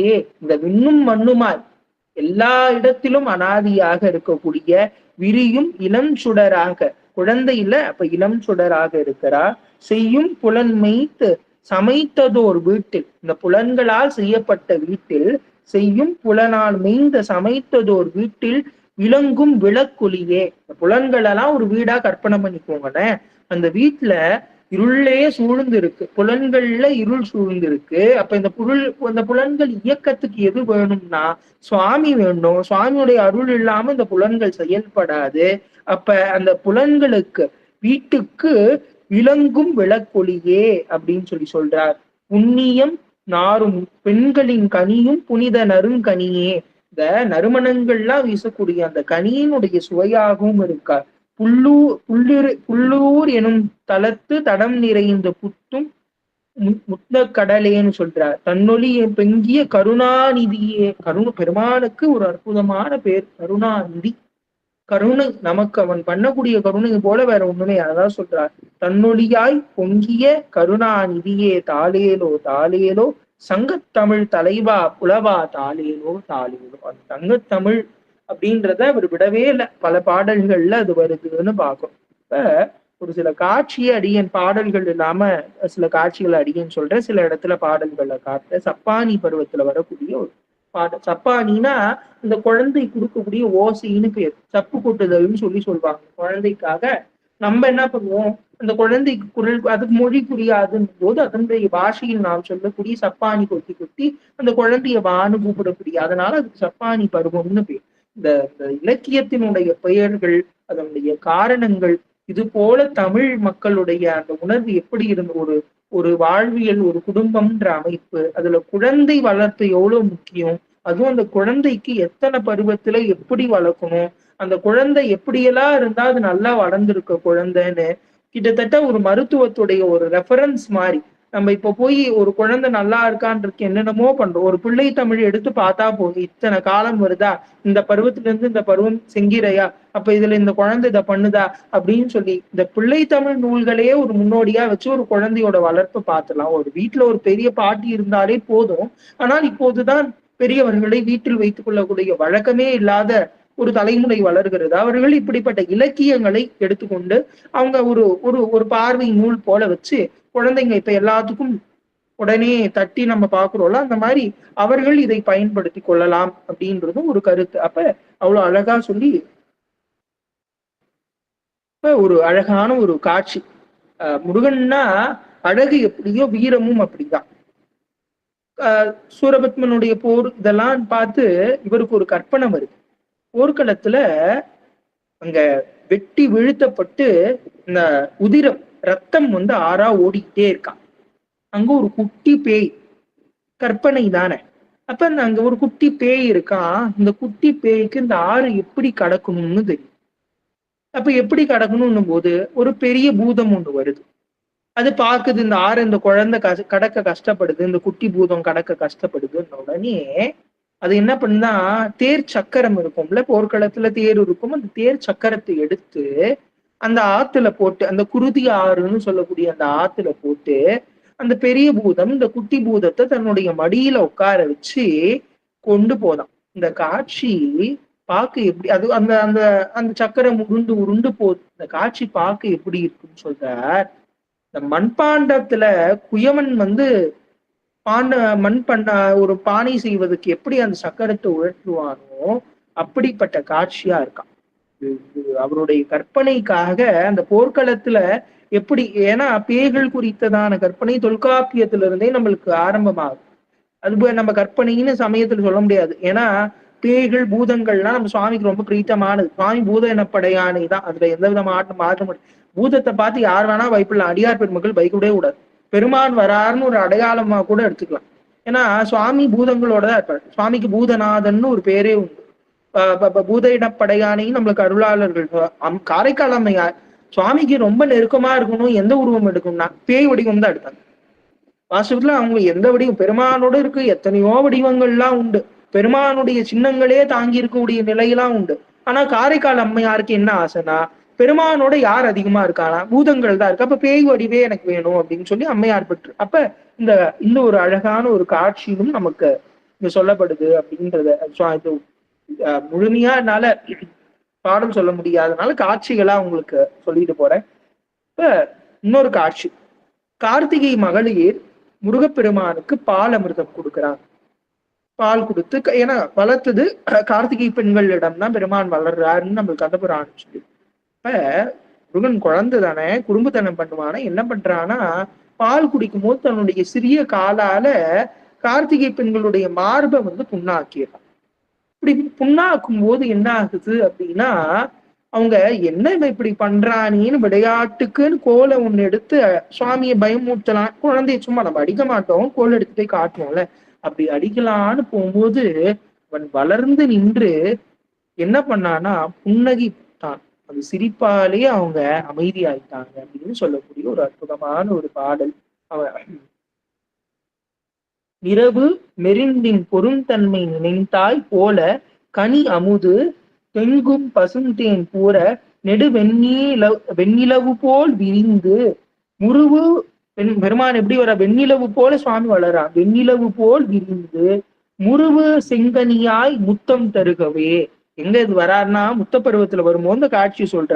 அப்ப முருகு எல்லா கார்த்திகை பெண்களுக்கு கோவம்லாம் வந்துருச்சு. அதெல்லாம் நிறவு பெருந்தன்மை நேய்ந்து அழகா சொல்ற. அந்த குறும்பு செய்த அந்த பெருமானுக்கு செங்கோல் கொண்டு போய் ஓச்ச அப்படின்னு சொல்றாங்க. செங்கோலால ஒரு அடி போடலான்னு கார்த்திகை பெண்கள் போறாங்க. ஆனா நிறவு அந்த நிலாவை போல நெடுவேள் வெண்ணிலவு விரிந்து முருவு செங்கன் முத்தம் தருகவே மும்மை தமிழ்தேர் கந்தபுரி முருகா முத்தம் தருகவே வருகை முத்தம் தருகவே. கந்தபுரி முருகா, மறுபடியும் இந்த கந்தபுரின்னு வரக்கூடிய பாடல்.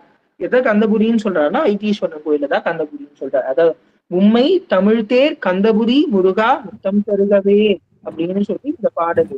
அடுத்து ரொம்ப அருமையான ஒரு பாடல்.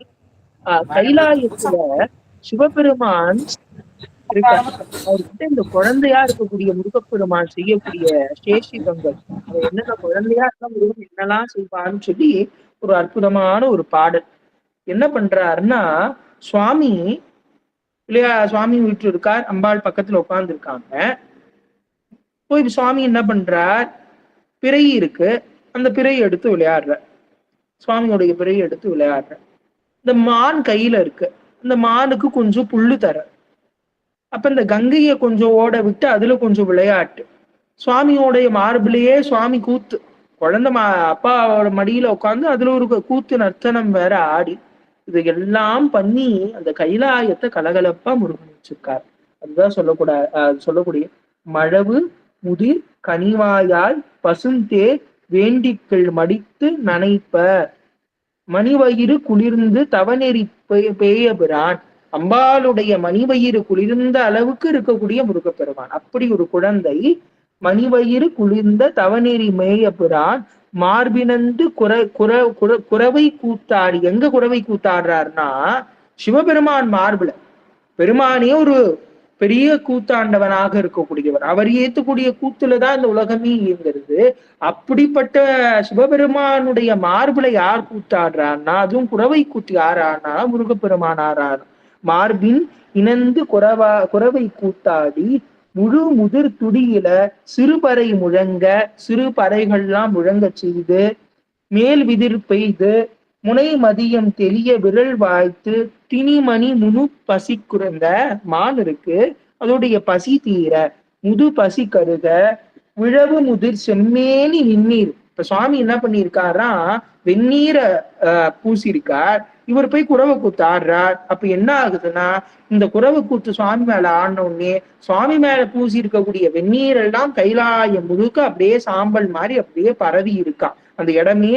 அதுதான் சொல்றார், முழவு செம்மேனி வெந்நீரு தூசெழும்பு பட. எல்லா இடத்துலயும் அந்த தூசு எலும்பு படர்ந்து விரிசடை காட்டில் திருவிழைகள், அந்த விரிசடை காடு போல இருக்கான் சுவாமியுடைய பெருமானுடைய விரிசடை காடு போல இருக்கான்.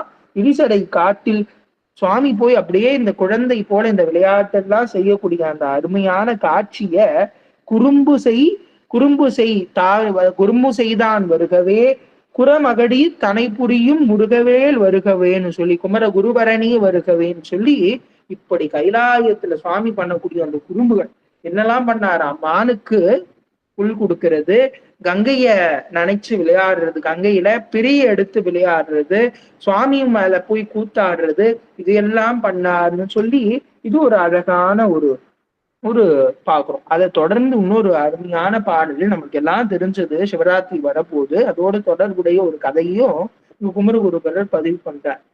என்னாச்சா, அம்மையார் தன்னுடைய இரு கைகளால சிவபெருமானுடைய கண்களை மூடிடுறார். உலகமே இருன்றது. குழந்தை பயந்து போறான். முருகப்பெருமான் பயந்து போய் ஒதுங்கி நின்ன உடனே ஒரு க்ஷணம் அம்பாளுக்கு நினைவு வந்து கையை எடுத்துடுறான். எடுத்து முருகனை கட்டி புடிச்சு குழந்தை பயத்துல அம்பாளுக்கு முத்தம் தருதான். ஆனா அது எத்தனை முகத்துக்கு போய் சேர்ந்துச்சான்? 6 முகத்துக்கு அந்த முத்தம் போய் சேர்ந்துச்சான். சுவாமிக்கு 5 முகம், ஈசான மூர்த்தியே நம்ம தத்புருஷ மூர்த்தம், அகோர முகம், வாமதேவ முகம், சத்யோஜாத முகம்னு சொல்லி 5 முகம், அம்பாளுடைய ஒரு முகம்னு சொல்லி இந்த 6 முகத்துக்கும் அந்த முத்தம் போய் சேர்ந்துச்சான். இந்த ஒரு க்ஷணம் கண்ணு மூடி இருட்டுல இருக்கும்போது கங்கை வந்தாளாம். யாரு? கங்காதேவி வந்து எனக்கு ஒரு முத்தம் தாயேன்னு முருகப்பெருமானை கேட்டா. ஆனா நான் தரமாட்டேன்னு போய் அம்மாவுடைய முந்தானிய புடிச்சிட்டு முருகப்பெருமான் நின்றுட்டான். இது ஒரு அழகான ஒரு வர்ணனைன்னு பார்க்கக்கூடிய ஒரு பாடல்கள் இது ரொம்ப அழகா சொல்ற. அப்படி கங்கை கேட்டுமே, கங்கா புத்திரன்னு சுவாமிக்கு ஒரு நாமா உண்டு. ஏன்னா நம்மளுக்கு சரவண பொய்கையில இந்த 6 கதிர்களை கொண்டு வந்து சேர்த்ததுல கங்கைக்கும் ஒரு உரிமை உண்டு. அதனால கங்கா புத்திரன்னு சுவாமிக்கு ஒரு நாமாவும் உண்டு. ஆனா இங்க ஒரு குறும்புக்காக அது மாதிரி என் அம்மாவை எங்க அம்மாவை தவிர்த்து யாருக்கும் தரமாட்டேன்னு கங்காதேவி கேட்டு தராத முத்தத்தை உமையம்மைக்கு தரார். அந்த 6 முகத்துக்கும் அந்த முத்தம் போய் சேர்ந்தது. 5 முகம் சிவபெருமானுடைய முகம், ஒரு முகம் அம்பாளுடைய முகம்னு சொல்லி அதை ரொம்ப அலர் விழிகள் பொதிந்து சொன்னல அடியே. அந்த அலறல் விழிகளை கண்ணை மூடுறார். அலர் விழிகள் பொதிந்து விரும்படல் மூடவும் அஞ்சி நின்று அங்கே ஏங்கி, குழந்தை ஏங்கி போய் நிக்குது. செங்கை தலம் கொண்டு அடுத்தி, அம்பாள் அந்த கையை விட்டு செங்கை தலம் கொண்டு அடுத்தி திருத்தி ஆர்க்கு முத்தம் திருமா 6 முகங்கும் கொடுப்ப, திருமுகம் 6ம் கொடுப்ப அப்படின்னு சொல்லி அந்த முகங்களுக்கு கொடுத்த அந்த 6 முகத்துக்கும் அந்த முத்தம் போய் சேர்ந்தது அப்படின்னு பாக்குறோம். தவிர்த்து ஒரே ஒரு பாடலோட அடியன் முடிச்சு இந்த இதுக்கு வந்துடுறேன். நிலவுக்கும் அம்புலி பருவம் தான் பிள்ளை தமிழ் பருவத்திலே ரொம்ப உயர்ந்த பருவம்னு சொல்லுவார். ஏன்னா அம்புலிய கூப்பிடணும், நிலா சோறு ஊட்டுறதுன்னு சொல்லி நம்ம சொல்றோம். இந்த அம்புலிய வான்னு குழந்தை கூப்பிடும். அந்த நிலா வராத போது அம்மா மிரட்டுவா. இதுதான் அற்புதமான பகுதி இந்த முத்துக்குமார சுவாமி பிள்ளை தமிழ். எல்லா பிள்ளை தமிழ்லையுமே இந்த அம்புலி பருவம் ஒரு சிறப்பு வாய்ந்த பருவம். இப்ப குமரகுருபர் என்ன சொல்றாரு, நிலாவை பார்த்துன்னா உனக்கும் அவனுக்கும் நிறைய ஒற்றுமை தான் இருக்கு. அவன் வந்து நீ சுவாமியுடைய தலைமுடியில இருக்க திரையா, சுவாமி நெற்றி கண்ணுல இருந்து வந்தான், அது ஒரு ஒற்றுமை. நீ இந்த உலகத்துக்கெல்லாம் குளிர்மை தந்து எல்லாம் பண்ற. அவன் அடியார்களுக்கெல்லாம் குளிர்மை தரான், நீ இரவை தர. அவன் நம்ம அருள் என்கின்ற அந்த ஒளியில இருக்கக்கூடிய ஞான இருளையும் ஞானத்தையே தரக்கூடிய பெருமானாக இருக்கான். நீ இந்த உலக உயிர்கள்லாம் வாழ வைக்கிற, அவன் இந்த உலகத்துக்கே முக்தி இன்பம் தரான் அப்படின்னு ஒத்துமையா ஒரு சில பாடல்கள் ஒப்புமை பற்றி முருகப்பெருமானையும் நிலாவையும் ஒப்புமை பண்ணி நீ எவ்வளவு ஒப்பிட்டாலும் முருகனுக்கு நிகரா வரமாட்ட, அதனால என் குழந்தை கூப்பிடுறான் வந்து. இது ஒரு எச்சரிக்கை மாதிரி. அடுத்து ஒரு பாடல்ல என்ன பண்றாருன்னா, நிலாவை அம்புலிய மிரட்டக்கூடிய ஒரு அழகு. உனக்கு தெரியுமாப்பா, ஒரு காலத்துல வஜ்ராயுதம் வச்சிருக்க இந்திரன் இந்த குழந்தைன்னு நினைச்சான். அது ஒரு கந்தபுராணத்துல வரக்கூடிய காட்சி. தேவர்கள்லாம் வந்திருக்கிறது முருகனே தெரியாம முருகனோடு சண்டை போட்டு எல்லாரும் மாண்டு விடுவார்கள், பின்பு திருவருளால உயிர் வரும். அந்த காட்சியை சொல்லி இந்த 8 அஷ்டதிக்கு பாலகர்கள்னு ஒருத்தவங்களா இருந்தாங்கப்பா, அவங்க எல்லாம் இந்த குழந்தைன்னு நினைச்சாங்க. கடைசியில என்ன கதியாச்சுன்னு நீ போய் அவங்க கிட்ட கேட்டு பார்த்துக்கோ, அந்த நிலைமை உனக்கு வந்துடக்கூடாது. அப்ப என்ன பண்ணிடு, என்ன அர்த்தம் அதுக்குன்னா, நீயும் வந்துரு. அப்புறம் 8 திக்குல உனக்கும் இடம் இல்லாம போய் இந்த நில உலகத்துல நீயும் இல்லாம போயிடுவேன்னு ஒரு மனிதன். அடுத்து என் முருகப்பெருமான் கூட கருணையானவன் தான். ஆனா முருகப்பெருமானுக்கு தம்பின்னு ஒருத்தர் இருக்கான், வீரபாகுன்னு சொல்லி. அவனு அப்பாற்பட்டால்னா பானுகோபன் சூரபத்மனுடைய குழந்தையோடையே போர் பண்ணவன். முருகன் பெருமான் கூட கருணை அடிப்படையில விட்டு வச்சிருவான், ஆனா பானுகோபன் விட மாட்டான். அதனால குழந்தை கூப்பிடும் போதே நீ இதுக்கெல்லாம் ரொம்ப மணிமூடமா ஒரு நிகழ்வு சொல்வேன். தட்சன் ஒரு யாகம் பண்ணான், அதுல அவிர்வாகம் சுவாமியை புறக்கணிச்சு ஒரு யாகம், அதுல எல்லா தேவர்களும் அவிர்வாகம் வாங்க போயிட்டாங்க, நீயும் போயிட்ட, எல்லாரும் போனாங்க. அப்ப இந்த எல்லாருக்கும் அழிவு வந்தது. அதெல்லாம் நீ கொஞ்சம் ஞாபகம் வச்சுக்கோ, மறுபடியும் அந்த அழிவு உனக்கு வந்துடக்கூடாது அப்படின்னு சொல்லி இத்தனை விதமாக அந்த ஒரு அம்புலி கூப்பிடும் போது ஒரு தாய் எப்படி கூப்பிடுவாளோ அதை மிரட்டி அந்த அம்புலியை வான்னு சொல்லி கூப்பிடக்கூடிய அழகு எல்லாம் பிள்ளை தமிழ் படிக்க படிக்க படிக்க படிக்க தேனமிருதமாக இருக்கக்கூடிய விஷயங்கள்னு பார்க்கணும். அடியேன் இன்னும் 2-3 பாடல்கள் வச்சிருந்தேன், நேரம் கருதி அடியேன் அதெல்லாம் விட்டுட்டு இந்த கந்தபுதி அப்படின்றதுக்கு வந்துடுறேன். ஏன்னா இது வரைக்கும் நம்ம என்ன எப்படி பார்த்தோம்னா குமரகுருபரர் தான் இந்த வரியை ஏற்றினார். முத்துக்குமார சுவாமி பிள்ளை தமிழ் இயற்றியது அவரால் தான். முத்துக்குமார சுவாமி பிள்ளை தமிழ்ல தான் இருக்கு. முத்துக்குமார சுவாமி பிள்ளை தமிழ்ல 10 பருவங்கள்ல இத்தனை கந்தபுராணத்தினுடைய எல்லா விஷயங்களும் இருக்கு. சைவ சித்தாந்தம் இருக்கு. இப்படி பல கோணங்கள்ல அதை படிக்க படிக்க அது ஒரு அமிர்தமாக போய்கொண்டே இருக்கக்கூடிய விஷயம். அது ஒரு உங்களுக்கு இன்னைக்கு நான் இந்த என்ன சொல்வது, ஒரு துளியை எடுத்து உங்களுக்கு காட்டுறேன், இது இவ்வளவு சுவை இருக்கு அப்படின்னு காட்டியிருக்கேன்னு அடியேன் நம்புறேன். அது நீங்க எல்லாம் போய் உங்களுக்கு பெருமாள் நேரம் தந்து ஒவ்வொரு பாடலையும் படிச்சு படிச்சு படிச்சு பார்க்கணும். உங்க வீட்டுல ஒரு பேர பிள்ளையோ ஒரு குழந்தையோ இருந்துச்சுன்னா முத்துக்குமார சுவாமி பிள்ளை தமிழை போய் படிச்சுட்டு அந்த குழந்தை பண்ணக்கூடிய ஒவ்வொன்றுமே உங்களுக்கு கண்டிப்பா முருகனோட தான். அதுவும் வைத்தீஸ்வரன் கோயில் முத்துக்குமார சுவாமியாவே தெரிவார் அப்படிங்கிறதுல எந்த விதமான இலக்கியத்தின் மீது அடியேன் ஏதோ சொல்லணுமேன்னு சொல்றதுக்கான வாக்கு கிடையாது. முத்துக்குமார சுவாமி பிள்ளை தமிழ், மீனாட்சி அம்மை பிள்ளை தமிழ், இன்னும் பல பிள்ளை தமிழ்கள் இருக்கு. அதெல்லாம் போய் படிச்சுட்டு உங்க வீட்டுல இருக்க ஒரு குழந்தை பாத்தீங்கன்னா அது பண்ணக்கூடிய சேஷ்டிதங்கள்லாம் அப்படியே அதுல அருளாளர்கள் பதிவு பண்ணியிருப்பாங்க அப்படின்றதையும் இந்த கந்தபுரி இறுதியா அடியேன் அதுக்கு வந்துடுறேன். இந்த கந்தபுரி அப்படின்னா பெருமான் வாழக்கூடிய இடத்துக்கு கந்தபுரின்னு. சைவத்துல சிவபுரம்னு சொல்லுவோம். புறம் அப்படின்னாலே இடம்னு பொருள்படும். சிவபுரம்னா சிவபெருமான் வாழக்கூடிய இடம். திருவாசகத்துல சிவபுரம் வார்த்தை வருது. சிவபுரம் இதுதான் சில கேத்திரங்கள் உண்டு, சிவபுரம்னே சில தலங்கள் உண்டு. அதெல்லாம் அடுத்த இடம். அப்ப கந்தபுரினா கந்தனாகிய முருகப்பெருமான் வசிக்கக்கூடிய இடம்னு. அப்ப ஏன் கந்த பெருமான் வசிக்கக்கூடிய கைலாயத்துல நம்ம பார்க்கக்கூடிய படத்துல ஓவியங்கள்ல முருகன் இருப்பார், அம்பாள் இருப்பாங்க, எல்லாரும் கைலாயத்துல குடும்பமாக இருந்தாலுமே அவரவர்களுக்குன்னு தனி ராஜ்யம் பண்ணக்கூடிய இடங்கள் உண்டு அப்படின்னு கந்தபுராணத்துல நம்மளுக்கு பிரம்மாவை சிறைப்படுத்து எங்க இருப்பாருன்னா நவ வீரர்களோட கந்தபுரியில தான் சுவாமி ராஜா மாதிரி உட்கார்ந்துருப்பார். இந்த காட்சி வர்ணனைகள்லாம் நம்மளுக்கு அங்க இருந்தே வருது. அருணகிரி பெருமானார் கொழு வகுப்புன்னு ஒண்ணு பண்ணியிருக்கார். 10 வகுப்புகள் பண்ணியிருக்கார். அதுல கொழு வகுப்புல யார் யாரெல்லாம் சுவாமியை சுத்தி அப்படியே காட்சியா உட்கார்ந்து இருந்தாங்க அப்படின்றதுக்கு ரெஃபரன்ஸ் எல்லாம் நம்மளுக்கு அதுல இருந்தே நம்ம கொழு வகுப்பு படிச்ச வாய்ப்பு இருந்தா நம்ம அது ஒரு நாள் சிந்திப்போம். அந்த கொழு வகுப்புல ரொம்ப அழகா சொல்வார். அப்ப இந்த முருகப்பெருமான் வீற்றிருக்கக்கூடிய இடத்துக்கு கந்தபுரின்னு பேர். ஏன் குமரகுருபரர் இந்த இடத்த கந்தபுரின்னு சொன்னார்? வைத்தீஸ்வரன் கோயில ஏன் கந்தபுரின்னு சொன்னார்? நம்ம பார்க்கும்போது வைத்தியநாத பெருமானுக்கு ஏத்தமான தலம் தான். ஆனா ஏன் கந்தபுரின்னு சொன்னார்னா பிறவி என்கின்ற பிணி தீர்க்கப்படுகிறதோ எங்கு தீர்க்கப்படுகிறதோ அங்கு முருகன். இன்னொன்னு, வைத்தியநாதனாக இருப்பதும் முருகப்பெருமான் தான், முத்துக்குமாரனாக இருப்பதும் சிவபெருமான் தான். இந்த ஒரு அர்த்தத்தை நம்ம புரிஞ்சுக்கணும்.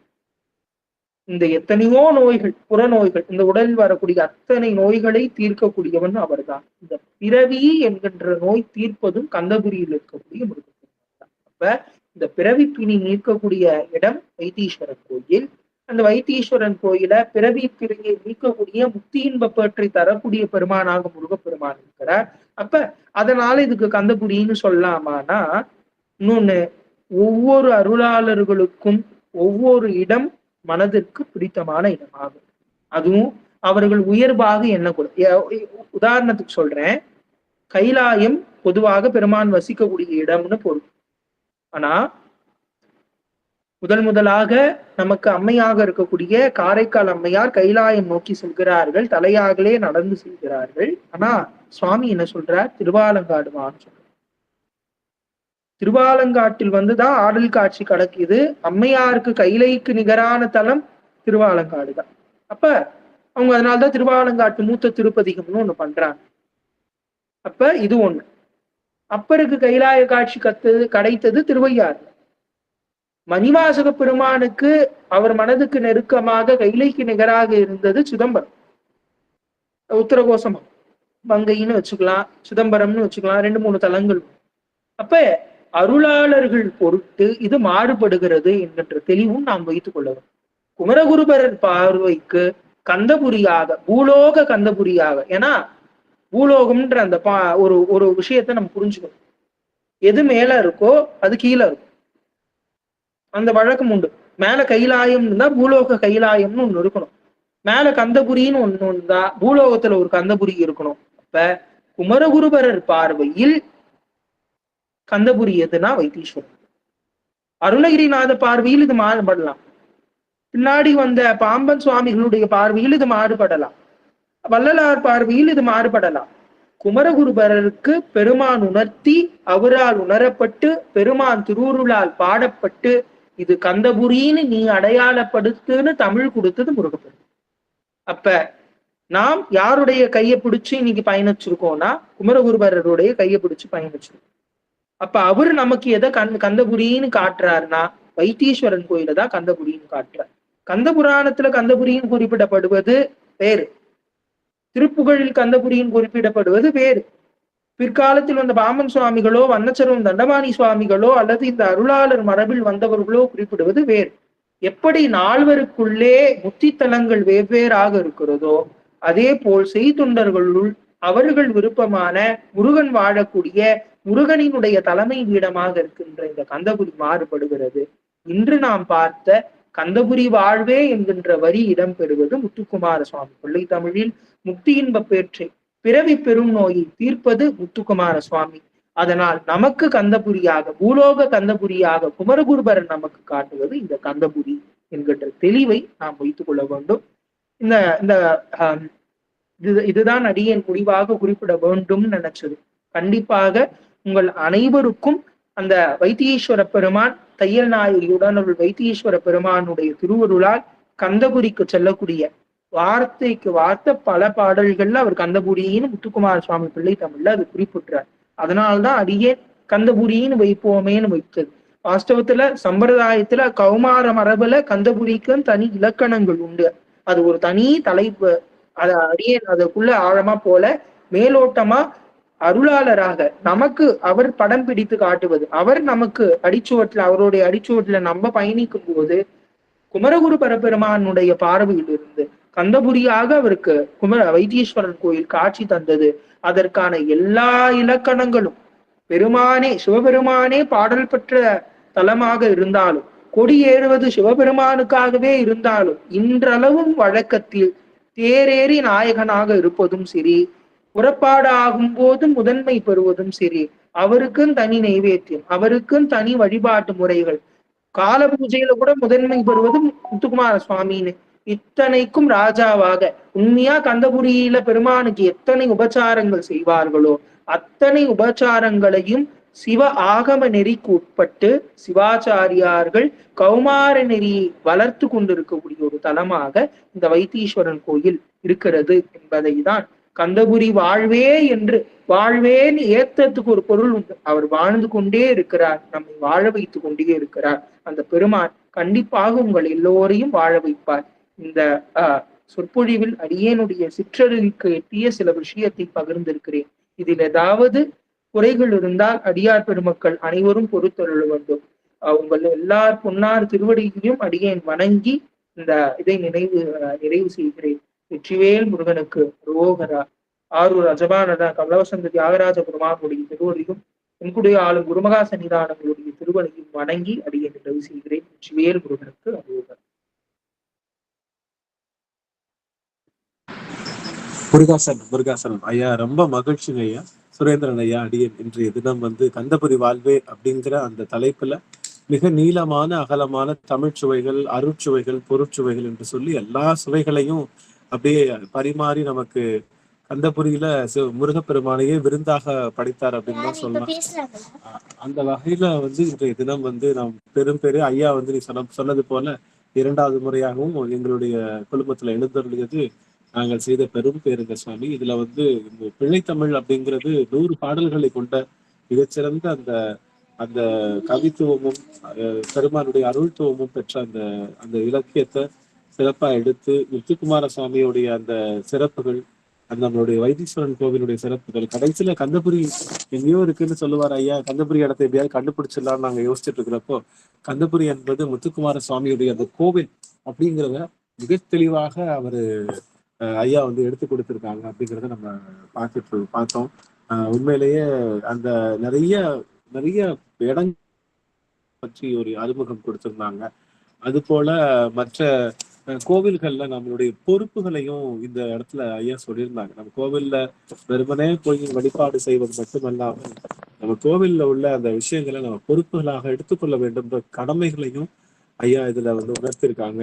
அதுல முருகனுடைய அந்த நிறைய இடங்கள்ல அந்த அந்த காட்சித்துவத்தை, அந்த நம்மளுடைய அந்த கார்த்திகை பெண்கள் பால் ஊற்றுற அந்த இடமா இருக்கட்டும், நிறைய இடங்கள் ஐயா வந்து அதை வந்து காட்சிப்படுத்தி நமக்கு காட்டும் போது அது இன்னுமே வந்து முருகனுடைய அந்த கந்தலோகத்துல ஒரு பொழுது இருந்தது போல ஒரு உணர்வு ஏற்பட்டது. உண்மையிலேயே அத்தனை அடியார்களும் இதுவரை வந்து கந்தலோகத்திலேயே பெருமானுடைய அந்த வீரர்களுடைய தொகுப்பு, அவங்களுடைய அந்த வரிசையில எல்லாரும் பயணித்தது போல கந்தபுரி உண்மையிலேயே இந்த சொற்பொழிவு கேட்டது போல வாழ்வாகி விட்டது அப்படிங்கிறதுல மாற்று கருத்து இல்லை. மிகச்சிறந்த அந்த அந்த தரவுகளை எல்லாம் ஐயா எடுத்து சொன்னது உண்மையிலேயே அது பிரமிப்பு. இந்த இந்த குறிப்பிட்ட அளவுல இவ்வளவு சொல்ல முடியும் அப்படிங்கிறது வந்து உண்மையிலேயே இது ஒரு பெரிய எங்களுடைய கொடுப்பனை நினைக்கிறேன். நாங்கள் செய்த பெரும் பேரு மேக்சிமம் வந்து எந்த சனிக்கிழமை அமர்வுகள்லையும் அடியனுக்கு கொஞ்சம் வாய்ப்பு இருக்காது. அடியன் பல அலுவல்கள்ல போயிட்டே இருப்பேன். பிரேமாமா மற்ற அடியார்கள் பார்த்து கொள்வார்கள். அடியன் கொஞ்சம் காலம் கழித்து யூடியூப்ல தான் கேட்பேன். இன்னைக்கு ஐயாவோட சொற்பொழிவு கேட்பதற்கு அடியனுக்கு வாய்ப்பும் அந்த காலமும் முருகப்பெருமான் கொடுத்தது எண்ணி அடியேன் பெருமானுக்கும் ஐயா அவர்களுக்கும் என்னுடைய நன்றிகளை மிகச்சிறந்த நன்றிகளை தெரிவித்துக் கொள்கிறேன் சுவாமி. உண்மையிலேயே இது வந்து ஒரு ஆய்வு கட்டுரை மாதிரி இருந்ததுன்னு சொல்லணும். நிறைய தரவுகளை எடுக்கோள்களோடு நீட்டி அது வந்து அதிகமான ஆழத்துவத்தோட அதை கொடுத்தது வந்து உண்மையிலேயே வேலுண்டு வினைகளை குழுமம் செய்த பெரும் பேரு. எங்களுக்கு இப்பதான் வந்து நமக்கு தைப்பூச நிகழ்வு நிகழ்ந்தது. அந்த தைப்பூசத்துல பெருமானுக்கு செய்த பெரும் பூசணையினுடைய பயனாகத்தான் இன்றைய தினம் நாங்க வந்து இந்த கந்தபுரி வாழ்வே என்ற கந்தபுரியை வாழ்வாக பெற்றோம் அப்படின்னு சொல்லி பெருமிதம் கொள்கின்றோம் சுவாமி. அடியன் பெற்ற அந்த அடியன் பெற்ற அந்த பெருமகிழ்வை எங்களுடைய அடியார் பெருமக்களும் பெற்றிருப்பாங்கன்றதுல எல்லளவும் மாற்று கருத்து இல்லை. இதை பார்க்க போகின்ற அந்த யூடியூப் நேயர்களும் என்னைக்கு பார்த்தாலும் அவர்களுக்கு இந்த நம்மளுடைய பிள்ளைத்தமிழுடைய சிறப்பு அவங்களுக்கு தெரியும். உண்மையிலேயே பிள்ளைத்தமிழ் படிக்கணும் அப்படிங்கிற ஒரு மிகச்சிறந்த ஒரு ஆர்வ தூண்டுதலும் நீங்க சிறப்பாக எங்களுக்கு கிடைத்ததுங்க சுவாமி. உண்மையிலேயே அதையும் ஒரு பெரிய ஒரு சிறமேற்கொண்ட ஒரு விஷயமா பிள்ளைத்தமிழையும் இனிமே படிக்கணும், தொடர்ந்து அதுல இருக்கக்கூடிய செய்திகளை கொஞ்சம் எடுத்து உணரணும் அப்படிங்கிற. ஏன்னா பொதுவாக பிள்ளைத்தமிழை அதிகமா அந்த அருள் வழிபாட்டுல சேர்க்கறது இல்லை. நம்ம படிக்கிறோம், புத்தகத்துல இருக்கு, சிலபஸ்ல இருக்கே தவிர அருளாளர்கள் அதை எடுத்து கையாளுகின்ற இடமாக அது அமையலை அப்படிங்கிறத அடிநாயகன் ஒரு தெளிவாக தெரிந்து கொண்டேன்.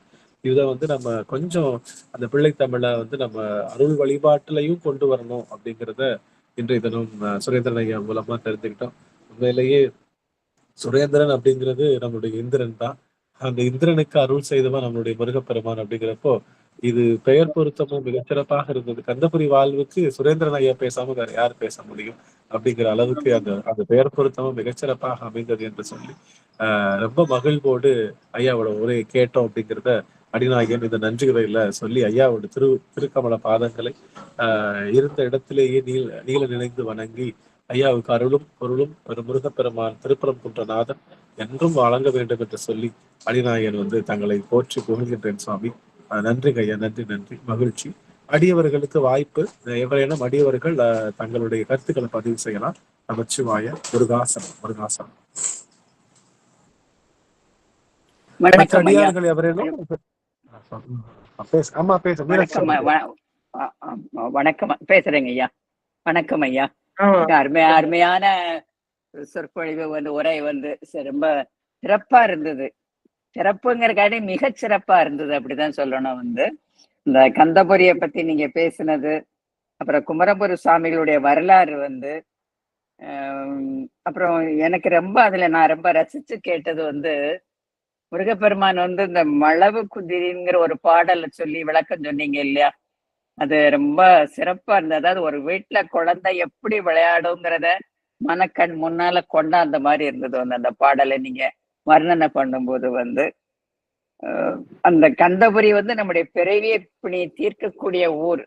அதுதான் ஏற்கனவே தேவாரத்துல வரும், பேராயிரம் பரவி வானோர் ஏத்தும் அப்படிங்கிறதுல வரும் அந்த இது. அதே போல குமரகுருப சாமிகளும் இதை சொல்றாங்க, பிறவி பிணி தீர்க்கக்கூடிய தலம் நம்ம எப்ப போனாலும் அந்த தலத்தை நம்ம பார்த்து வணங்கக்கூடிய ஒரு பேரை வந்து நீங்க இன்னைக்கு சொன்ன மாதிரி அடியார்களுக்கு பெருமான் தரணும் அப்படின்னு வேண்டிட்டு மிக மிக சிறப்பாக இருந்தது உங்களுடைய உரைன்னு சொல்லி வணங்குகிறேன் ஐயா உங்களை. இதே போல நீங்க எப்பவும் இந்த வேலுண்டு வினையிலை குழுமத்துக்கு வந்து நிறைய சொற்பொழிவுகளோ ஐயா சொன்ன மாதிரி அந்த பிள்ளை தமிழை பத்தி இன்னும் கொஞ்சம் நல்ல விளக்கமா சொல்லக்கூடிய ஒரு வாய்ப்பை இறைவன் உங்களுக்கு தரணும்னு சொல்லி வேண்டிக்கிறேன். மிக்க நன்றி ஐயா. திருச்சிற்றம்பலம். திருச்சிற்றம்பலம். மீனாட்சி அம்மா ரொம்ப நன்றிங்க சுவாமி. சிவாயனம் சிவா. இன்னும் ஒரே ஒரு அடிய வைக்க வாய்ப்பு, எவரேனும் அவங்களுக்கு அவங்களுடைய கருத்துக்களை பதிவு செய்யலாம். சிவாயனம்மா சுவாமி இருக்கீங்களா? நன்றிங்க ஐயா. வணக்கம் ஐயா. ஐயா திருவடி வணக்கம். ஆனந்தையா திருவடி வணக்கம். அனைத்து அடையா திருவடி வணக்கம் ஐயா. நீங்க சொன்ன மாதிரி முத்துக்கள் சிதறி கடந்தத ஒவ்வொரு முத்தா சேர்த்து சேர்த்து ஒரு மாலையா அமைச்சு கொடுத்துட்டீங்கய்யா. ரொம்ப ரொம்ப ரொம்ப ரொம்ப சந்தோஷமா இருக்குயா. ஒவ்வொரு வார்த்தையும் முத்து முத்தா பேசி வைத்தீஸ்வரன் கோவில இவ்வளவு ஒரு அற்புதங்கள் இருக்குதா அப்படின்னு நான் இன்னைக்கு தாயா தெரிஞ்சிருக்கேன். ஒவ்வொரு வார்த்தையும் ஆனந்தையா வேலுண்டு வனையில சொன்ன போய் ஒவ்வொரு வார்த்தையும் நான் அப்படியே பார்த்து பார்த்து இன்னைக்கு எனக்கு ரொம்ப ரொம்ப மகிழ்ச்சியா இருந்ததுயா. அந்த வைத்தீஸ்வரன் கோவில கண்டிப்பா நான் இதை ஓர்மைப்பட்டி ஓரோரா நான் தேடி பார்த்துட்டு வரேன். இந்த முத்துக்குமார சுவாமினா யாருங்கிறது ஒரு ஒரு எனக்கு ஒண்ணு சொல்ல தெரியல. ஆனா ரொம்ப ரொம்ப சந்தோஷமா இருக்குயா. ரொம்ப ரொம்ப சந்தோஷம். நன்றிங்கய்யா. எனக்கு இதுக்கு மேல ஒண்ணு சொல்ல தெரியல. கோலமாலம்மா ரொம்ப மகிழ்ச்சி. உணர்ந்தார்க்கு உணர்வறியான் அப்படின்னு சொல்லுவோம் பெருமானை. யாரெல்லாம் உங்களை வச்சுதான் இந்த மாதிரி கேட்கறேன். உங்களை வச்சுதான் இந்த மாதிரி இப்பதான் 6 மாசம் பிறகு இப்பதான் கேட்டிருக்கேன். வேலுண்டு வேலையில்லை. ரொம்ப சந்தோஷமா இருக்கேன் ஆனந்தையா. சந்தோஷம். நன்றி நன்றி நன்றி. உரை உணர்வு அற்ற ஓவியமே அப்படின்னு சொல்லுவாங்க. உரை உணர்வு இல்ல, அப்படியே உரையை உணர்ந்துட்டோம்னா உணர்வு இல்லாம போயிடும். அந்த மாதிரி கோலமாலம்மாவுடைய நிலையும் ரொம்ப மகிழ்ச்சியா இருக்கு. இதுதான் வந்து நமக்கு சொல்ல முடியாது, இருந்தாலும் அந்த உணர்வு தேக்கம் நமக்குள்ளே இருக்கும். அது முருகப்பெருமானுடைய பெருங்கருணை. அது எல்லா அடியவர்களுக்கும் முருகன் எளிமையா தருகின்ற ஒரு உணர்வு. அந்த உணர்வை இன்று நாம் பெற்றோம் ஐயாவோட அந்த பெரிய அந்த சொற்பொழிவு மூலமாக. ரொம்ப மகிழ்ச்சி. காலம் கருதி இந்த அளவுல நாம நிறைவு செய்கின்றோம் சுவாமி. நிறைவு செய்யும் முகமாக வாழ்த்து பாடல் அடியேனே பாடுகின்றேன். நமச்சிவாய. சிவசிவ சிவசிவ.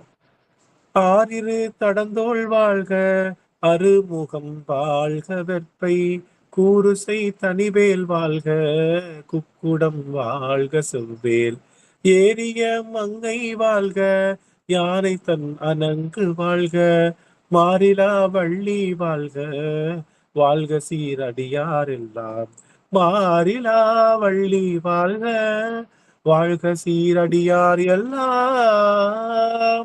வெற்றிவேல் முருகனுக்கு அரோகரா. ஞானவேல் முருகனுக்கு அரோகரா. சக்திவேல் முருகனுக்கு அரோகரா. திருச்சிற்றம்பலம்.